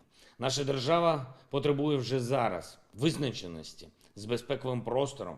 Ми працюємо дуже активно над тим, щоб усі наші партнери і в Європі, і на інших континентах розуміли наше бачення безпекових гарантій. Сьогодні ж підбивали підсумки 2 місяців роботи державної благодійної платформи United24. За цей час, завдяки участі людей з десятків країн, вдалося зібрати на потреби України більше 2 мільярдів гривень. Це не тільки допомога нашим оборонцям, але й внески на розмінування, на гуманітарні потреби. Я особисто подякував за приєднання до роботи United24 в якості амбасадора Лієву Шрайберу, дуже відомому актору. Він співзасновник доброчинної організації Blue Check, яка профінансувала програми з психологічної підтримки і евакуації понад 20 тисяч дітей-сиріт з інтернатів та дитячих будинків Харківської, Дніпропетровської, Чернігівської, Одеської областей. Організація Лієва допомагає і родинам переселенців у Львові. Тепер він разом з Андрієм Шевченком, з Еліною Світоліною працюватиме на гуманітарному напрямку. І ще одне дуже важливе. Сьогодні в суспільстві було багато суперечок щодо рішення Генштабу Збройних сил України про затвердження порядку отримання якихось дозволів для військовозобов'язаних, призовників і резервистів. Я бачу, що є різні оцінки такого рішення, є нерозуміння і навіть обурення в суспільстві. Я доручив міністру оборони, начальнику Генерального штабу, головнокомандуючому Збройних сил доповісти мені всі деталі під час завтрашнього чергового засідання Ставки Верховного Головнокомандуючого. Одним з пунктів порядку денного. Я обіцяю народу з цим розібратися. І прошу надалі Генеральний штаб не ухвалювати без мене подібних рішень. Слава Україні! With that, that is the end of President Zelensky's speech, and that also rounds out the day 132 news for the day. Sorry, I just spaced out right there when I said day 132, but that is the end of our news segment, and we're about to move into our question segment. So if you're here for the news only, I of course thank you so much for watching. If you would like, if you're new to the channel, please make sure to subscribe because it does help us out a lot and also keeps you apprised of when these streams go live, which is every single night of the week at 10 p.m. Eastern Time, except for Mondays. We also upload summary videos showing some of the highlight clips of the events that happened in the war over the past 24 hours every single day of the week, except for Mondays as well. So with that in mind, thank you all so much once again for watching, and we're now about to move into the question segment to answer everyone's super chats and also answer as many live chats as we can. And so with that, what do we got, Matthew? All right, folks, and it is now time for the final question segment of the night, the final round of the night. And first up, we have a $25 super chat from Praise Adonai, also known as Bob the Viking, who says, "What happened to the stolen grain tanker that Turkey apprehended? Y'all are doing a great job. I missed the stream on Mondays, and Slava Ukraine, sock it to Putin." And I thank you very much for the support. And it's okay, you missed a stream on Monday. We don't have one on Monday, but to answer that question, apparently the ship that the Turks commandeered, I think I may know the one you're talking about, ended up at a port down here, somewhere in this area. I forgot which one it was. I think it may have been Iskenderun, or it may have been Mersin. But I couldn't really tell you for certain. But I did know that it ended up somewhere down here near Syria. And that's all I actually know at the moment. And I may be wrong with that. I may be thinking about a totally different ship. So, of course, I'll be trying to look a little bit more into that one and see if that is correct or not. But if that was the ship you're talking about, I hope that does answer the question, because apparently they have taken it to port, which is the standard procedure for ships you commandeer at sea. If you remember the, I guess you could say, Iranian-British crisis back in 2019, where they also commandeered a massive British oil tanker, they immediately took it to port. They usually don't keep them at sea. They always want to get them to port as fast as possible, because the ports are the safest place to keep them, because at sea, you could get into some pretty rough times out there, especially if the Russian Navy was to show up in this situation. And so with that, I hope that does answer the question, and I thank you so much for the support. And with that, we are on to the next one. And next up, we have a $20 super chat from Kaltenberg, who I believe is on his honeymoon. He says, "Greetings from Argentina and Slava Ukraine." And also, Slava Ukraini. And I thank you so much for supporting the channel, Kaltenberg. It does help us out a massive deal. And without support from our viewers, we can't keep running. And so thank you once again, Kaltenberg. It does mean a lot. And I hope you're having fun on your honeymoon if we are correct. If you're in Argentina, which is really cool. I haven't been there, but I've heard some interesting things about it. Usually the joke with Argentina is that there's a whole bunch of grandparents down there that speak German, weirdly enough. But with that, thank you so much once again for the support. And with that, we are on to the next question. And thank you for being a longtime viewer, Kaltenberg. All right, and up next, we have a $20 super chat from Leaf Spring Army. I'm not sure if that's a new viewer or somebody that's just changed their username, but I, of course, love the username. Very good one there. And they say, "Slava Ukraine, Don." And Slava Ukraine, Don. It, of course, helps us out a lot to get support from our viewers, and I thank you once again for the nice little name that you added to that account. If you are a new viewer, that is really cool for you to start off with the Leaf Spring Army as your name. And if you're an old viewer who switched the name of your account, still really cool nonetheless. We actually literally have a person called Leaf Spring Army now. That's really cool. So with that, I thank you once again for the support. I hope that does address the comment. And Slava Ukraini. And with that, we are on to the next one. And moving along, we have a $20 super chat from David Bacco, who says, Enforcer and Enforcer Matt, keep up the good work. Slava Ukraine. And I love this part. Yeehaw! I love you guys. And I thank you so much for the support, David. And I'm glad that you enjoyed Matthew saying yeehaw. Because, of course, I never do it well. It probably sounded like a literal idiot saying it right there. But, of course, I thank you so much for Join the club, Enforcer. Yeah, but everyone likes it when you do it, you know. Like, mine's kind of you know, and I don't even like it either. But I do thank you so much for the support, David. And it's always wonderful to have a lot of support from our viewers. And I've said this about 3 times tonight, but it still rings true. Without support from our viewers, we wouldn't be able to survive. We're a lot like PBS in that way. We rely on the support of our viewers to keep going. And so with that, I hope that does address the comment, and I thank you so much for supporting us and wanting us to keep up the good work. We will try the best we can. And with that, we are on to the next question. And I've noticed in the live chat, a lot of our viewers are getting off a little early tonight, excuse me. And if you are, thank you for watching tonight, and we have enjoyed having you here, and we'll see you again tomorrow night. But for everybody that is remaining, we still have a few super chats to get through, and then we have a lot of really good live chat questions. So be sure to stick around, and if you haven't already, please hit that like button as well. It helps us with the YouTube algorithm and helps promote our channel. So we appreciate your support very much. And up next, we have an $18 super chat from Duncan VR, who says, Russian Special Forces team of 6 chickens carrying Mosin the Gans, said, bak, bak, bak. Patron the dog sighted them, and he shouted, woof, grrr, woof. He threw a landmine at them, and they became KFC. Duncan, I know you sent that in. It's literally just to make Matthew make the noises. And so with that, I thank you very much for the support. There's not really a lot for me to comment on there, but I hope you enjoyed making Matthew pretty much humor you like a court jester, making all kinds of weird noises. And so with that, thank you once again for the support, Duncan. I hope that did address the comment. And with that, we're on to the next question. And as most of the viewers know, Duncan's been putting me through the absolute ringer on these sound effects recently. But nonetheless, Duncan, we appreciate your support very much. And moving on, we have a $10 super chat from Mr. Lunchtime, none other than Mr. Lunchtime, who says, Russia will soon now end the war, keeping the captured land. Ukraine had the arms to turn the tide of the war, but it's now late as Russia could justify nuclear arms to defend its captured territory. I don't think it could. I think that's a little bit of a stretch because they never even suggested that at the moment. And also, we've seen the Ukrainians making some decent strides over the past month in Kharkiv and Kherson as well, and we have never seen them threaten nuclear weapons over the Ukrainians making any ground.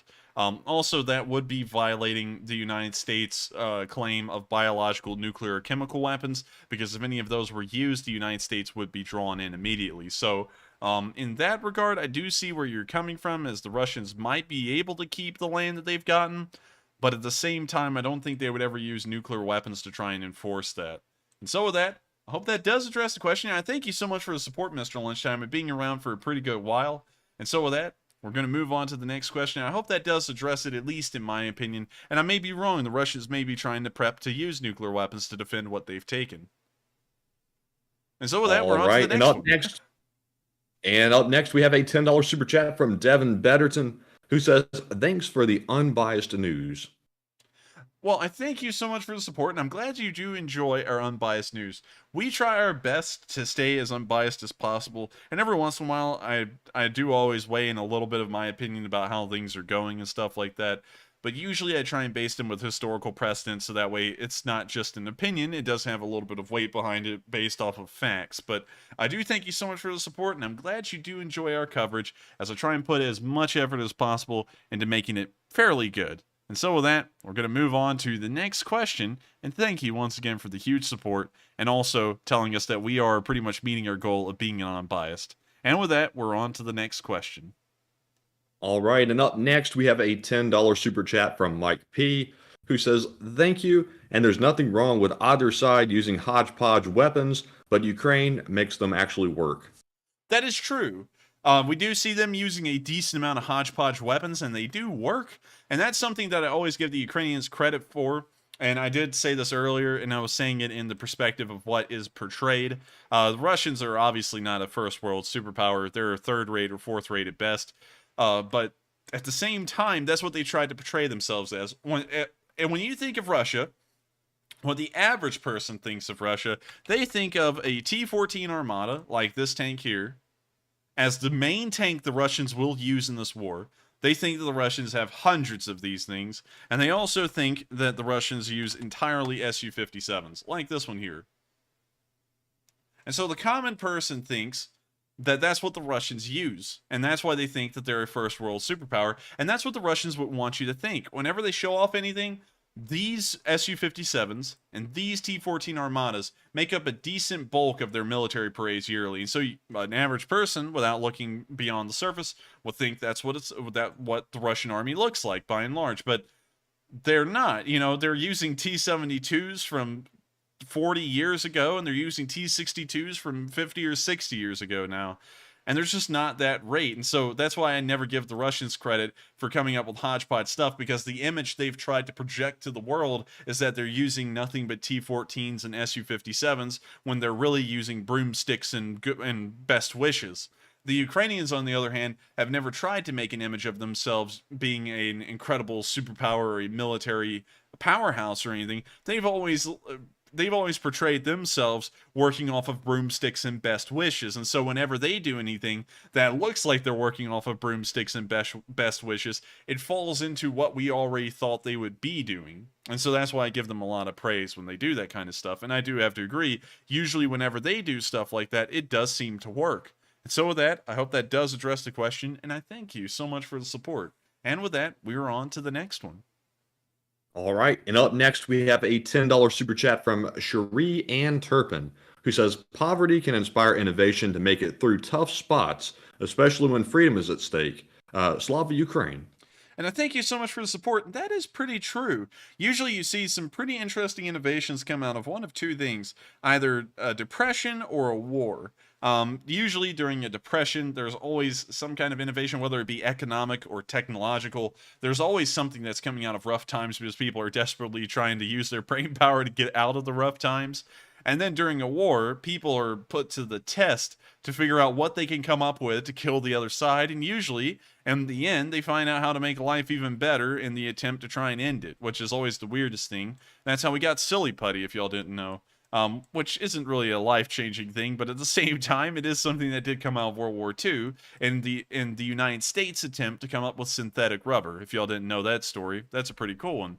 But moving beyond that and actually getting back to the topic, that is true. And I do think that in the Ukrainians' perspective, not being the richest country in the world, we have seen their relative poverty, in a way, come to their advantage as they become very ingenuitive in their workarounds and their solutions to problems that they face on the front lines.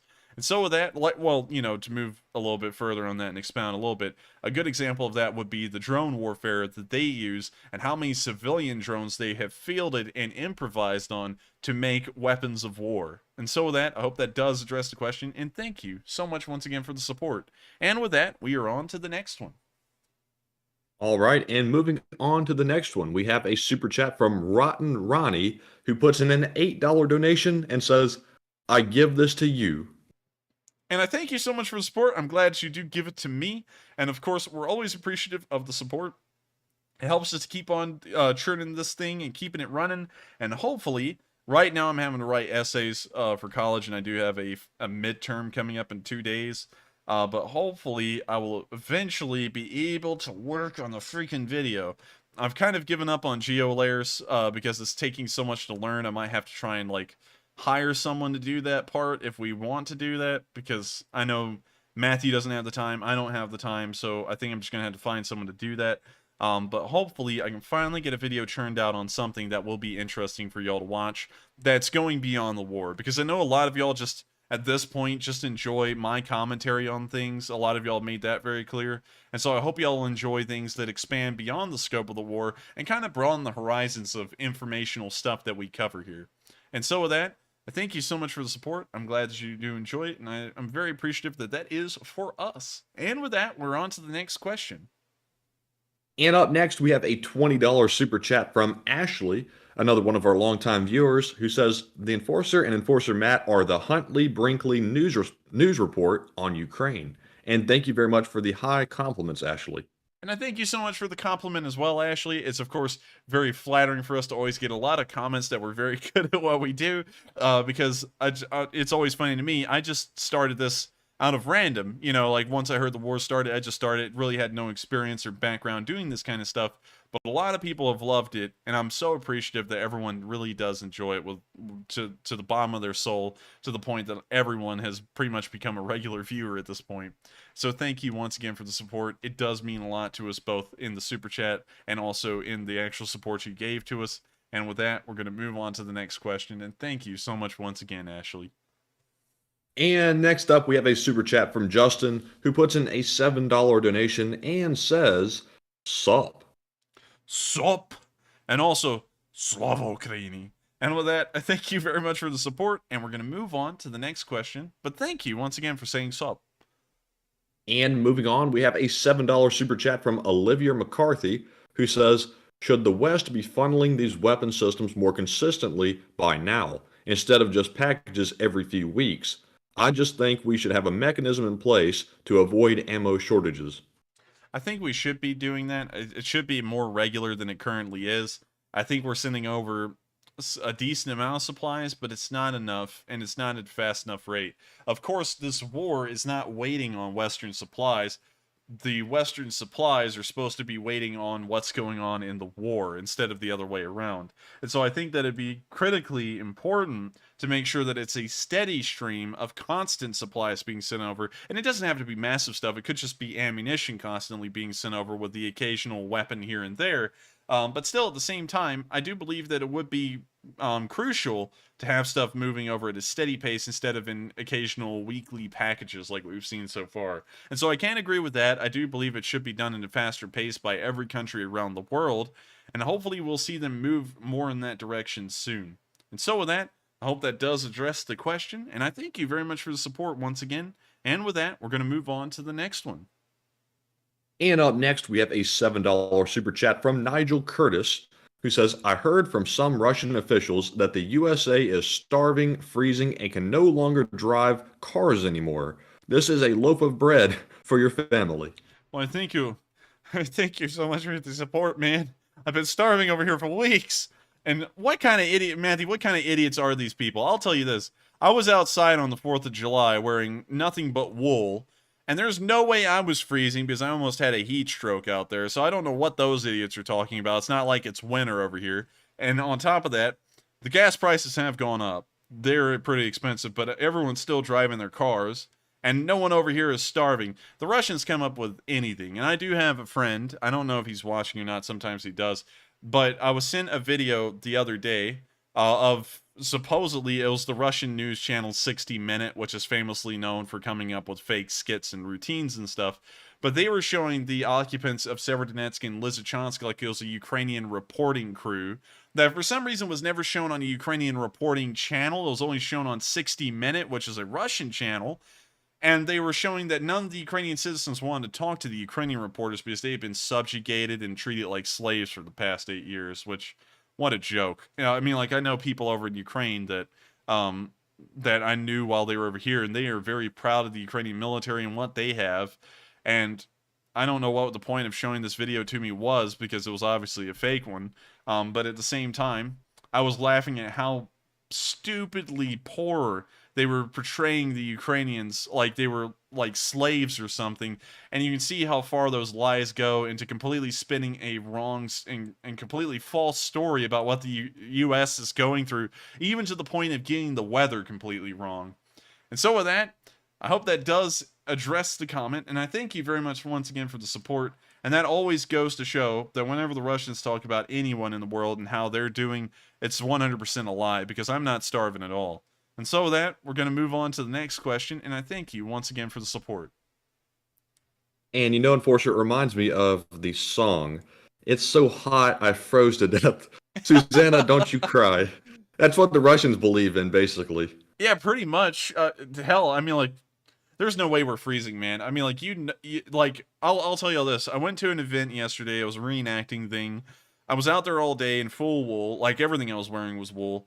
Came home, and I got so hot yesterday that I had to leave early, and I felt really bad leaving early. I know that maybe a couple of them were watching, but I almost died out there yesterday. I got in my car, I cooled down, and I felt good enough that I was going to go back and help them take down the camp. But by the time I got back, the camp was already down, which then I felt double bad about because I got back too late. But I had finally cooled down enough. But now today, I got so hot yesterday that I've been having like those heart palpitations you get when you like exert yourself, I guess you could say, too hard. And I didn't exert myself a massive amount, but at the same time, sitting down in a chair for months on end, almost all day long in an air-conditioned room, and then going outside in 100-degree weather in all wool will definitely screw you over. So, you know, I don't know how I could have been freezing the other day. And Matthew can tell you that too, because my face is entirely sunburned right now.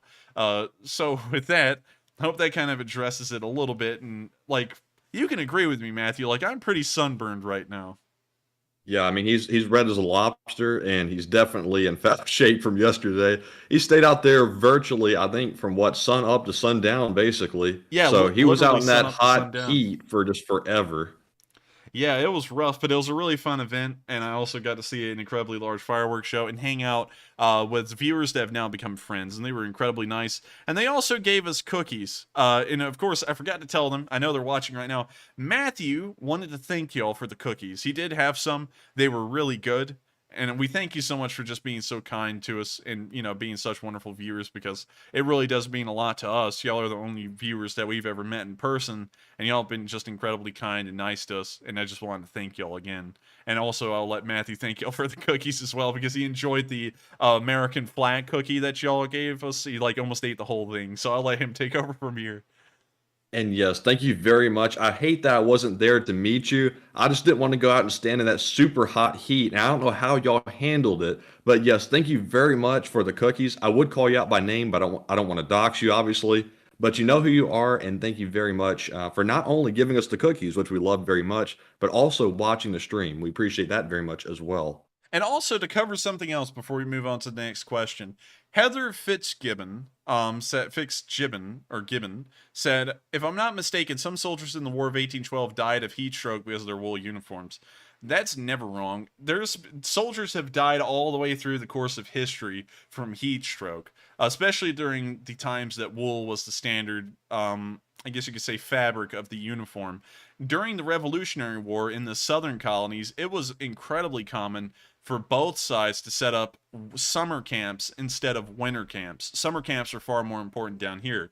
The temperature, you know, everyone always says here in the South, the temperature feels like it's getting hotter every year, but it's been consistently hot throughout history by and large, and it's deadly down here, really. If you go out in the summer in the middle of the day, the temperature along with the humidity will make it up in the triple digits in temperature all the time. And it's very, very dangerous to be out there and do a lot of physical work in the middle of the day. You can die of a heat stroke or get a lot of heat injuries really quickly. And so down here, it was normal for militaries at the time during the Revolutionary War to set up summer camps because it was physically impossible to conduct any kind of fights or battles or anything, because you would get more heat casualties than you would actual battle casualties. That's something, of course, that's no longer observed. Of course, we went out and fought yesterday in the middle of the burning hot 4th of July summer sun, and it was incredibly fun, but it was so freaking hot that that's really all we talked about all day long. And beyond the battles, I don't think any of us got up and even walked around, because if you did that, you were almost at the point of having another heat stroke. So with that, I hope that kind of addresses the comment right there, because that is certainly true throughout all of history. And so with that, we're going to move on to the next question. All right, and moving on, we have another super chat from Lee Spring Army, who puts in a $20 super chat this time and says, hey guys, I've been watching the stream for quite a while, but I was away for the last 4 weeks traveling in Canada with my daughter and our dog, Stella. Epic trip, big trees, mountain bikes and kayaks. I shared the Lee Spring wisdom. Well, thank you so much for the support, Lee Spring Army. And you don't know the kind of jokes that surround Stella, because we watch Seinfeld, of course. I'm a big fan of Seinfeld. And you know that time that Elaine, I don't know if you ever watched the show, but Elaine went down with Jerry Seinfeld to his parents' house in Florida. You know how they say it in the show, Florida.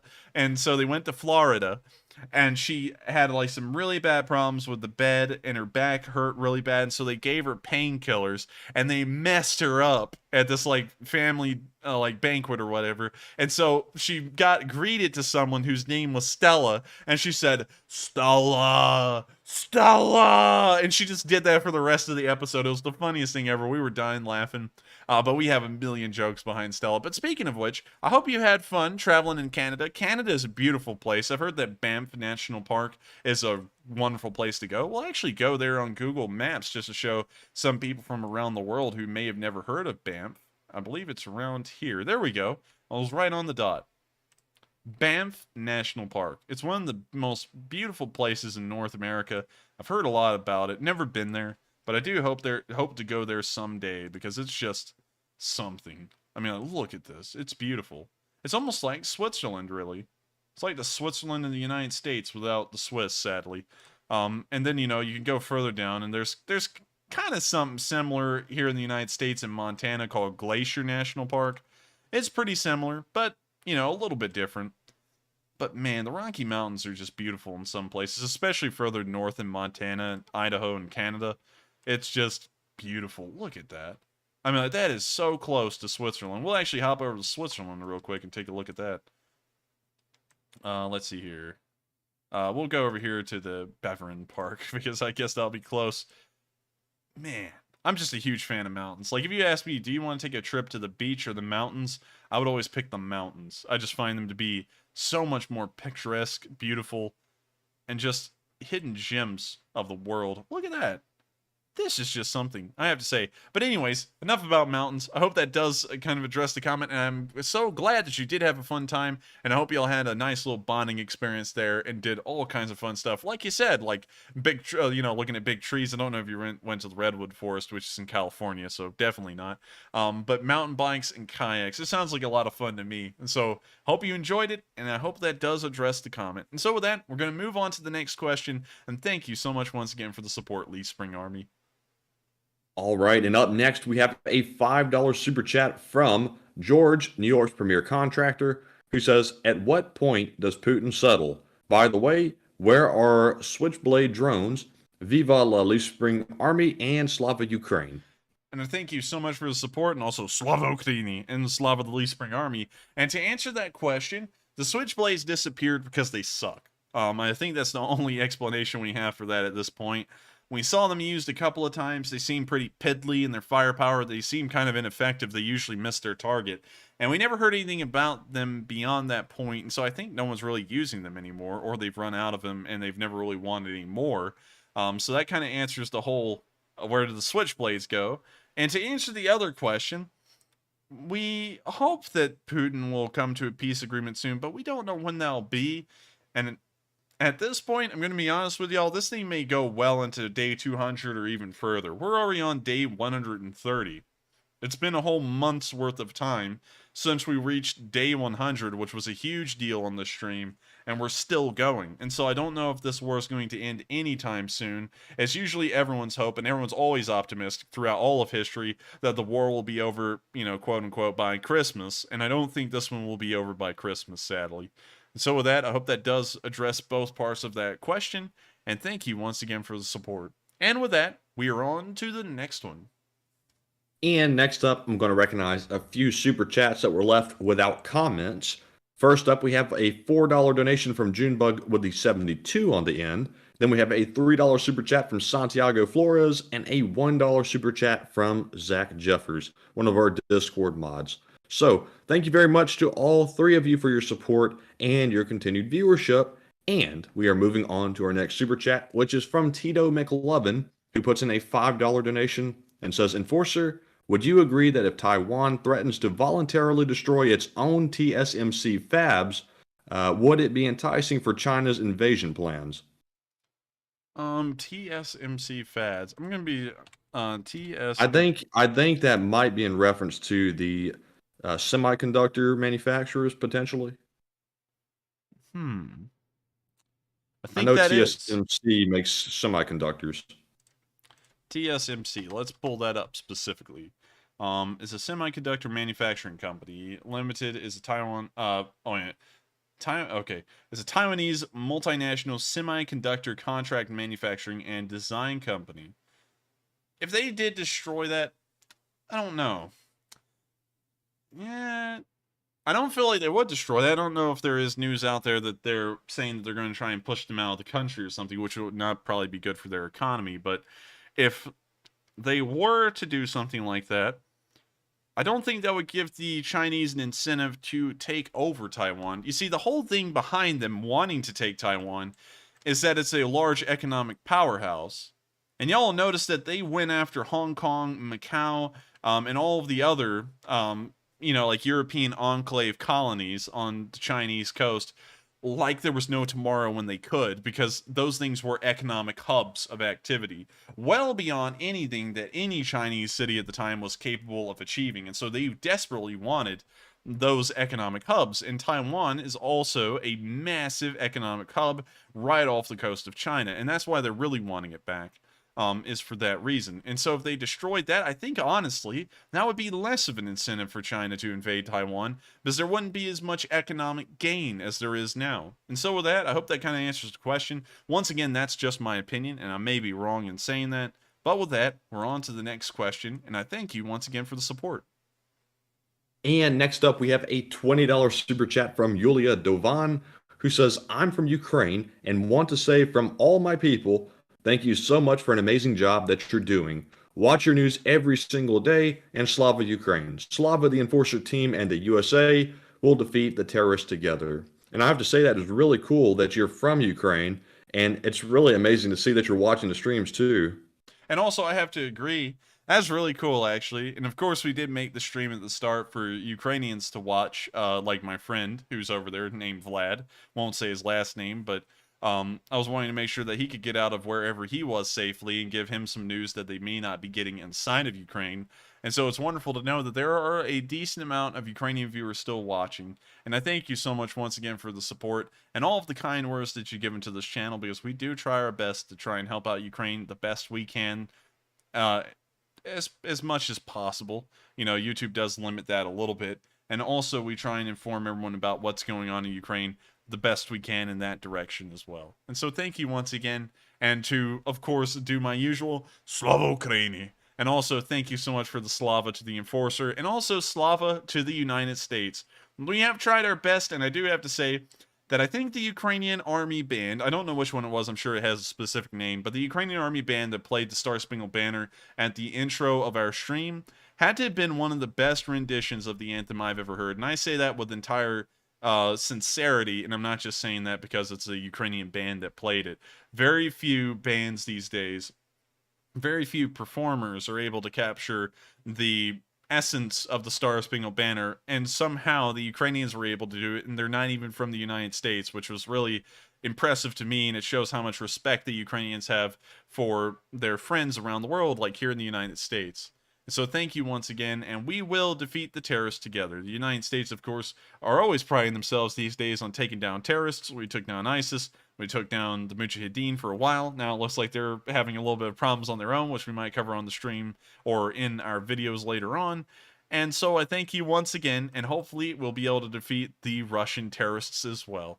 And so I hope you've enjoyed the stream so far. And I thank you once again for the support, because it does help us to keep running and help us to keep on covering this kind of stuff. And so with that, we're going to move on to the next question. And thank you once again for being a viewer. And we're highly honored that Ukrainians do watch our stream.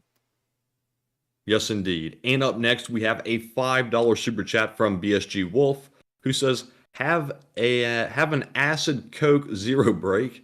Gotta watch your sugar intake or you'll get the diabetes. Well, thank you very much for the support, Tito. And we will have that nitric acid Coke, because we always love our nitric acid. Just for everyone to know at home, so that way we're not liable, do not drink nitric acid inside of any of your beverages. It is incredibly toxic and can cause serious illness or death. So make sure not to do that. That's just a legal disclaimer on our end, but we will enjoy a nitric acid Coke. So with that, I thank you very much for the support, Tito. I hope that does address the comment. And with that, we're on to the next one while I take a quick sip of my Coke. All right. And up next, we have a $5 super chat from Tito McLovin again, who says, Enforcer, Whoever owns 3 nanometer chips will rule the world. That's why TSMC is so important. And Tito, I have to agree with you on that. I think China would definitely want to take control of TSMC for obvious reasons, to control the global chip market. So yeah, I can definitely agree with that. I can't agree with that as well. It's people don't really understand these days how important the computer chip manufacturers as well as the semiconductor manufacturers are. Anything dealing with electrical components or anything revolving around electricity is the basic core of modern civilization, especially, I guess you could say, the service sector. What's the actual technical name for the kind of industry we have in the United States? Like, it used to be industrialized. Now it's called something else. But I forgot the name of it, if you remember it, Matthew. Probably just the technology sector. Yeah, I guess that would be the best way to describe it. And people don't realize how important that kind of stuff is. And Taiwan, along with South Korea, are some of the, and well, also Japan. Japan's also known for this a pretty good amount too. Are the major manufacturers around the world for this kind of stuff. And so having the Japanese and the South Koreans on your side ensures that that kind of technology will be imported to your country eventually, just because you have favorable terms with them. And also that extends to Taiwan as well. And so bringing Taiwan under the Chinese ilk, finally, after about 70 or 80 years of it not being under the Chinese ilk, will allow the Chinese, if they were able to inherit the companies that are currently there, to have a cutting edge over everyone else. Because while they are trying to do that right now, of course they have all of their own internal systems. They don't even have Google. They have a replacement system for it. They just are not up to speed with what Taiwan, South Korea, and Japan have been producing by and large. They produce copies and ripoffs, but it's just not the same thing. And so with that, I hope that does address the comment, and I do agree with Matthew and you that it would be important and beneficial for the Chinese to control Taiwan. And with that, we are on to the next question. All right, and up next we have a $10 super chat from Keymaster, who says, "What's your opinion on enhanced interrogation? The Russian government is doing it, so treat others as they treat you." And before the enforcer answers that, we actually did a poll earlier on that exact question. I had asked everybody whether or not they supported enhanced interrogation techniques, which most of you know is just fancy talk for basically torture. And it looked like 80% of you said you did not support torture whatsoever. And about 19% of you or so said that you supported it only if the Ukraine military was using it for their purposes. So interesting results. I could kind of see an argument for a limited use of torture in extreme circumstances for very important intelligence. But generally, I would agree. I'm sort of against torture myself. Or not sort of against. I'm actually very much against it. Like I said, just in extreme circumstances is the only exception. I'm not for torture, and on top of that, it's also against the Geneva Convention to torture enemy combatants as prisoners of war. So in that regard, just following the basic principles of humanity that have been pretty much laid out, I'm against it, and I do agree with the Geneva Convention in that regard. However, I do agree with Matthew. There is an instance where the emergency of the situation and the cruciality of the information that may be received may waive that kind of concern and lead someone to have to be interrogated. Of course, every country in the world, even in the modern day, tortures, I guess you could say, detainees, prisoners of war, whatever you may like to call them. Everyone's done it. Of course, the United States is famous for Guantanamo Bay. The British also had something similar to Guantanamo Bay. I forgot the exact name of it. But by and large, every single country in the world still commits torture to some degree to try and extract information. Not on everyone, but it's always on a particular small amount. And while it's, of course, an evil in a way and a moral wrong, sometimes the rules are bent just a little bit where you can say, I can see why they're doing that. And I know that a lot of people will always make the argument, well, if you ever do it once, you're kind of losing the principles that set out why your morality is the way it is. But that's always an argument that's tricky, and I always look at it like this.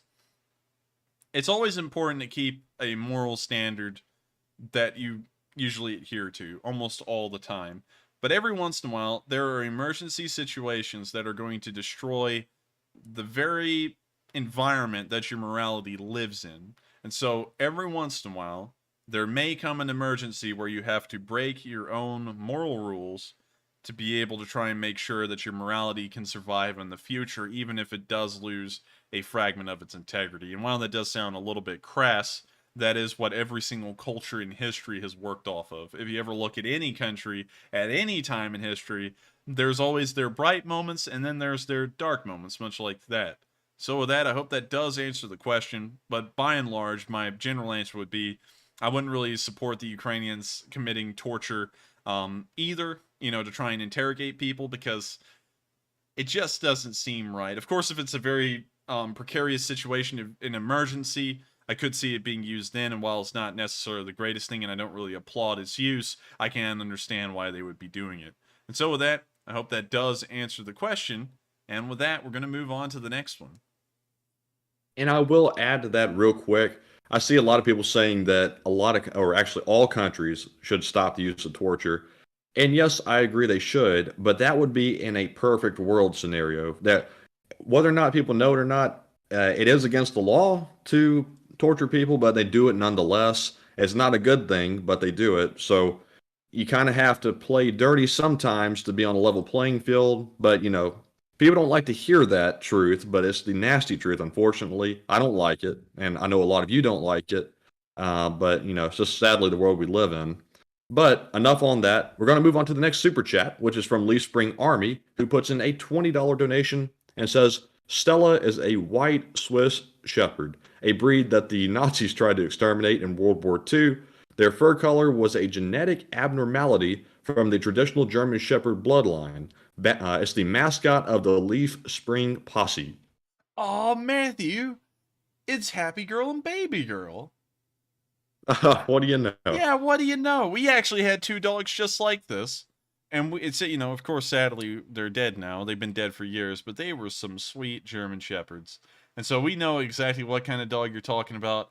And I'm very glad that those are mascots of the Lee Spring Posse. We do have corgis right now, and a lot of people do love the corgis, but I do believe that the corgis and the white Swiss Shepherds can coexist peacefully. And also, these are really sweet as well. And so with that, I hope that does answer the question. And what's surprising, what's the craziest thing, speaking of the Swiss in general, the Germans hated the Swiss with a burning passion, although the whole entire thing about the Nazis was that they were trying to reunite all the German-speaking people and then give them Lebensraum. But the Swiss are German-speaking people, and they hated them to death. It's the weirdest story. I don't know. They had some kind of explanation as to why they were they're the leech of German-speaking people. They're lower class because they believe in democracy, which is the stupidest argument ever. But it was hilarious because they just hated them so much. Just for those of y'all to know, just so that way I don't sound completely uninformed, not all of Switzerland is German-speaking. Something like a third of it is. The other third speaks Italian. The other third speaks French. And then there's a small percentage that speaks Romansh, which is one of the traditional Swiss languages, but is largely dying off, much like Scots Gaelic is in Scotland as well. So with that, I hope that does address the comment, and it's so wonderful to hear that you have dogs that we've had before. And so with that, we're going to move on to the next question, and thank you once again for the support. All right, and next up, we have a $10 super chat from Tito McLovin, who says, Enforcer, China will always be number 2 as long as they don't get the high ground on AI and robotics and space, which means we have to keep TSMC away from them. I do agree. And so I honestly think that if Taiwan did come under attack, TSMC would probably pack up its operations and try and move out immediately, regardless of how it's able to do that. That would most likely be its course of action. Or they would get some kind of directives, or maybe even the Taiwanese government would go to the facilities and destroy them practically immediately once things started to kick off, because they wouldn't want that information to fall into the Chinese hands. You have to remember that the Taiwanese are so bent and determined on making sure that the Chinese would never be able to take their island without losing massive amounts of forces and really gaining nothing in return, that they would pretty much be running a scorched earth policy with everything. If it looks like the Chinese were about to make ground, they're pretty much going to destroy everything that they're about to take for them, so that way they don't really reap any reward off of anything. And so with that, I hope that does answer the question, and I thank you once again for the support. And with that, we're going to move on to the next one. And next up, we have a $10 super chat from Zero J Kwan, who says, Enforcer, did you hear about the failed Russian McDonald's, Vkusno and Tachka, were poisoning its own people by selling moldy burgers and fries with inset legs? Well, I wouldn't doubt it. But we have heard about Tasty Period. That's the English translation of the name. But sadly, I haven't heard about the poisonings, and I haven't heard about it failing. But that's something I wouldn't doubt because they're using old McDonald's ingredients and stuff, and I don't know if they're able to manufacture that anymore. So a lot of it's probably been sitting around for months, and while McDonald's food can sit around for months without really getting extremely nasty, I'm sure it's not necessarily good for someone's health. And so with that, I hope that does answer the question. I sadly have not heard about that though, but I will look into it a little bit more and see if we can find any news or evidence about that. So with that, we're going to move on to the next question, and thank you once again for the support. All right, and up next, we have a $2 super chat from Nicholas Sprouse, who says, whatever happened to Arnold Battle Crunch? Arnold Battle Crunch. I don't think I've ever I didn't know who that was either. Yeah, I don't think I've ever heard about them before, so sadly, I can't tell you anything about them because I don't even know who they are. So with that, I thank you very much for the support. I'm going to have to declare ignorance on that one because I don't know who McCrunch is. So with that, we're going to move on to the next question, but thank you once again for the support. And I just saw Richard Maberly say in the live chat, Matt, have you ever been beaten and tortured? And no, not recently. I have not. But of course, I'm just joking. But seriously, no, I haven't. And I know where you're going to go with that. You're going to say, it's horrible, it's terrible. And yes, I would agree with that. It is definitely horrible and terrible. But just to be clear, like I said in the live chat a moment ago, I don't support torture on the whole. But in limited circumstances, I could see where, in extreme cases, it might be useful. But no, I don't support it on the whole, just to be clear. So up next, in our last super chat of the night, we have a $2 donation from C.A. Lags, who says, the Kerch Bridge is dead man walking. I do agree, and it looks like the Russians know that, and that's why they're trying to prepare for something that may be happening in the future. I don't know if the Ukrainians now have the ability to attack that bridge currently. Based off of our information, they don't. But based off of the Russians' proactive measures, it seems like they've now gotten the ability, or maybe in the process of getting it, and we just haven't heard about it yet. And so with that, I hope that does answer the question. And I do think that the Kerch Bridge is dead man walking here. Percy, get the hell out of here. If y'all know the reference there, let me know. But with that, we're on to the next question, and I thank you once again for the support. All right, and we are now on to our live chat questions, the highly anticipated section of the night. So first up from the live chat, we have a question from Alex C. Balla, who says, Enforcer, did you see the UAF singing the Star Spangled Banner on the 4th? It was absolutely amazing. I think we did. I think we did. Yes. So with that, I hope that answers the question. And if you would like to see proof that we did, it was actually in our 10-minute countdown tonight before the beginning of the stream. I think it's honestly one of the best renditions of the anthem. So with that, I hope that does answer the question, and I thank you very much for the support. And also, Keymaster just got it, and also 3 Acre 3, I think, because y'all are saying The Green Mile, and that was a wonderful movie. And I always love quoting it all the time, like every single character in it every once in a while. But I gotta say that the actor, I forgot his name, but the actor that played John Coffey had to have been one of the best actors in that movie beyond Tom Hanks. Tom Hanks and the actor that played, I think his name was Michael Duncan, I believe, if I'm correct. Michael Duncan. Yeah, Michael Clark Duncan. He's the guy who played John Coffey. Now, this guy played a great character, and also Tom Hanks did as well, and so I quote them a lot. So, with that, I hope that addresses that. Y'all did get that correct. It was The Green Mile, and with that, we're on to the next question. All right, and next up, we have a live chat question from Herp Derp NV, who says, Enforcer, can you cover how Russian influence operations have and are trying to spin the war in the U.S. alternative media? Could you reread that one to me real quick? Because I think the word is, slipped me up there for a second. Yes, he says, Enforcer, can you cover how Russian influence operations have and are trying to spin the war in U.S. alternative media? Yes, I can, a little bit.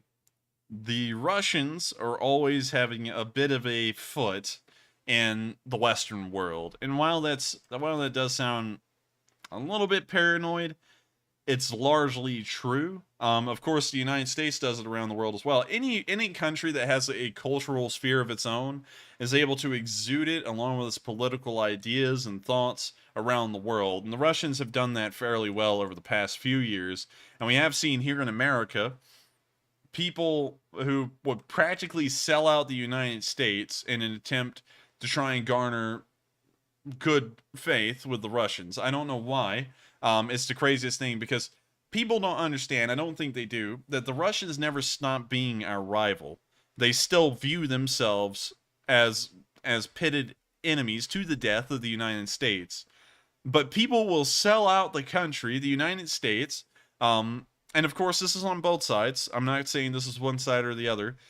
But people will sell out the United States to try and get faith with the Russians. And I don't understand why. It doesn't make any sense. And we see that now commonly. Most specifically on certain news organizations that aren't really alternative, I guess you could say. I guess that you would call them mainstream. But we're starting to see that a lot now. And they're starting to spin stories that are practically pro-Russian. But that's also because, like everything in the United States, both sides... we're not going into that. But anyways... it's something that has been happening. I can't really explain how it happens behind the scenes. It just kind of naturally forms. Because at the beginning of the war, pretty much every news organization was anti-Russia, pro-Ukraine. But as the war went on, you could see some news channels shift from being pro-Ukraine to neutral, and then to pro-Russian. And so with that, I hope that kind of addresses the question without getting too far into it, because if I went any further into it, it would start getting political, and of course we don't really weigh in on politics here on this channel. And so with that, I hope that does address the question. And with that, I thank you very much for the support, and we're going to move on to the next one. And next up, we have one more super chat that came in from Tina McLovin, who puts in a $5 donation this time, and says, the United States CHIP Act must include GEIS, ASML, and TSMC, or else we will still lag behind if Taiwan gets invaded. And I do agree. I do think that we should make sure that a decent amount of the more important technological companies are included in the CHIP Act. I don't really know a lot about the CHIP Act. Let's pull that up real quick and read about it. The CHIP Act. CHIP Act. Chip giants threaten to scale back U.S. expansion without subsidies. So it appears that this was like an auto industry bailout if I was to just read it at a running glance. But I would agree that those should be included if it's a subsidization game. They should be included because we want to make sure that those kind of companies stay afloat. Hopefully they don't do what the car companies did, which was that they got subsidized and then they left. Because that was a bit of a blunder. No one really thought that was going to happen, and then when it did, everyone's like, oh, that's great. So with that, I thank you very much for the support, and I can agree they should be included in the CHIP Act to ensure that they also stay afloat, and if need be, they'll come to the United States because they have a reason to. And so with that, I hope that does answer the question. Thank you very much once again for the support, and we're going to move on to the next one. And a quick shout out to Rotten Ronnie, who puts in another $7 donation and says thank you. And thank you for your support, Ronnie, very much. We appreciate you watching and supporting our channel here. So up next, we have a question, one more from the live chat from Ukraine F. Putin, who says, I've got a really good question about if Russia will use low-yield tactical nuclear weapons in Ukraine. And instead of us just telling you our perspective on it, I'm actually going to put up a poll right now on it. So feel free to answer that, and we'll try to go over that when Enforcer gets done answering that question. All right. To answer that question, don't think they would, because that of course be crossing that line that the United States laid out, which is any biological, chemical, or nuclear weapons would lead to a direct U.S. intervention. So in that regard, I don't think they would use them, and of course that would be foolish on the Russians' end, because to think that would not cause a ramp up of escalations around the world over that would be silly and foolish for them in that regard. And so with that, I hope that does answer the question. And what kind of results have we gotten on the poll in the short amount of time it's been up? So it looks like 173 of you have voted in the poll as of right now. And it looks like 62% of you say no, they're not going to use tactical nuclear weapons in Ukraine. Real quick, I will just say this real fast before we move on to the next one. I think that depending on if Russia starts losing, that might sway them toward using nuclear weapons. I don't think Putin is ready to unleash them yet, but I also don't think he's going to back out of Ukraine without going down in a blaze of glory. So, right now, I don't think the odds are very high for nuclear weapons being used, personally. And so I hope that weighs in on Matthew's opinion as well. And with that, I think we've gotten 237 votes now, and the poll's staying pretty steady. So we're going to keep it up for a few more minutes to see if it, well, now it's starting to veer more in the direction of no instead of yes. But we'll keep it up for a little bit longer and see what we get from that. And so with that, was that our last super chat of the night? So that was actually a live chat question. We still have several more if you'd like to go over some more. I got you. We'll try and answer as many of those as possible. We'll probably answer them for around the next 10 minutes, and then we'll be rounding out the stream for the night. And so with that, on to the next one. All right, and up next we have a question from Lawrence Wells, who says, why is NATO not sending the correct amount of kit to Ukraine? If this is the war we don't want to fit, then why are they just sending enough to help not win this war? This is the time to act.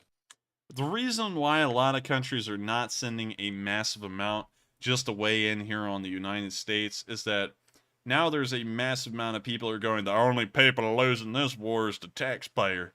And, it's like, I don't know how we're losing the war as taxpayers, because when you think about it, it cost us $2 trillion to stay in Afghanistan. It cost us like $1.6 trillion to stay in Iraq. So sending over $60 billion or so to Ukraine is actually a pretty good bargain to win an entire war. So I don't know how we're losing the war. Like those kinds of arguments politically don't make any sense, especially when we literally come up with money out of thin air these days. If y'all don't remember back during COVID, the government literally said, they came out, the whole entire thing, and they lauded this brand new economic policy where you can just come up with money out of thin air. That's literally the policy.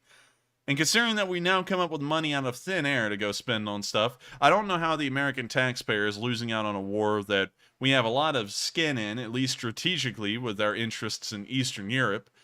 And on top of that, it's not really costing anyone a lot of money. So in that regard, I think we should be sending over more. And I think that whole entire argument is pretty baseless in its own right. I've seen both sides saying that, just to be honest, one a little bit more than the other.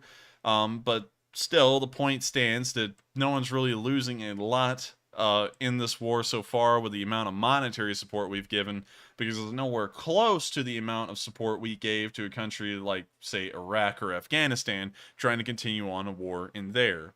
And so with that, we're going to move on to the next question. I hope that answers that. When I saw someone say this sounds like politics, but when you're talking about support in Ukraine and also why support's not going over heavily, if you look into Germany's reason as to why a large amount of support hasn't been sent over, it's almost entirely political, much like every other country in the world at this point. So while we don't like to weigh in on politics a lot, it's really hard to really get into why supplies aren't being sent over heavily anymore without getting into politics. But still, we're going to try and skirt around that the best we can. But with that, I hope that does answer the question, and we're on to the next one. All right, and it wouldn't be a night without a question from Pakatang, who says, Enforcer, do you think that a long campaign to dismantle the Russian economy and ultimately to buy the betrayal of the Russian oligarchical government would be sufficient to end the war? I think it could. That's something possible. The Soviet Union, of course, collapsed due to economic pressures that were being exerted on it from the outside, as well as some very bad internal policies that occurred at the same time, like Perestroika and Glasnost at the end of the 80s. So I can agree that I think that would most likely be the way to try and overthrow the Russians. But then again, Putin kind of made these men, and at the same time he made them, he can also remove them. And so that's also something very important to consider, is that they're not necessarily the men who put Putin in charge. He's kind of the man who put them in charge in a way. And so with that, I hope that does address the question. And with that, we're on to the next one. All right, and we have one more super chat that came in, this time from Anthony K. Smith, who puts in a $7 donation and addresses his comment to me. He says, "Hi, Matt. I'm sorry, but there is no, I disagree with torture on the whole, but you never ever use torture. The correct answer is absolutely not. Otherwise, the result is circular. Take the high ground." And Anthony, I would tend to agree with you if we did live in a perfect world, but unfortunately we don't. So I'm going to have to stand my ground on my position on that one, but I see where you're coming from, and I appreciate, the angle you're looking at it from. But sadly, I'm going to have to stick to my opinion on that. But I know that's going to probably spark a lot of debate down in the comments, and I'd read everybody's perspective on it. So if you have an argument you'd like to make, I'll definitely be reading it. So I'll be on the lookout for it. But with that being said, Enforcer, would you like to add anything to that? I would like to, and while it always sounds, and I do agree, Anthony K. Smith, that the correct answer would be it's never right. But people are very fickle, and people are also, although I do like to keep a very positive image of the world and the people in it, people are very brutal and very vicious. And it would be unrealistic of me to say that torture should never be used, because it's always going to be used. No matter how refined and how civilized people imagine themselves to become, everyone's still a brutish animal underneath. And so in a desperate situation like a war, which is a desperate pitting of survival of nation against nation and person against person, drastic measures and very inhumane attempts are going to be made against each other, much like torturing. And so while I do agree that it's never acceptable, one would be amiss to say that it never happens and that it wouldn't happen. The Ukrainians at this very moment may be torturing Russians. We know that the Russians are certainly torturing Ukrainians. We've already gotten accounts of that. And I would be amiss to say that the Ukrainians wouldn't be doing that as well. They most likely are, on a smaller number.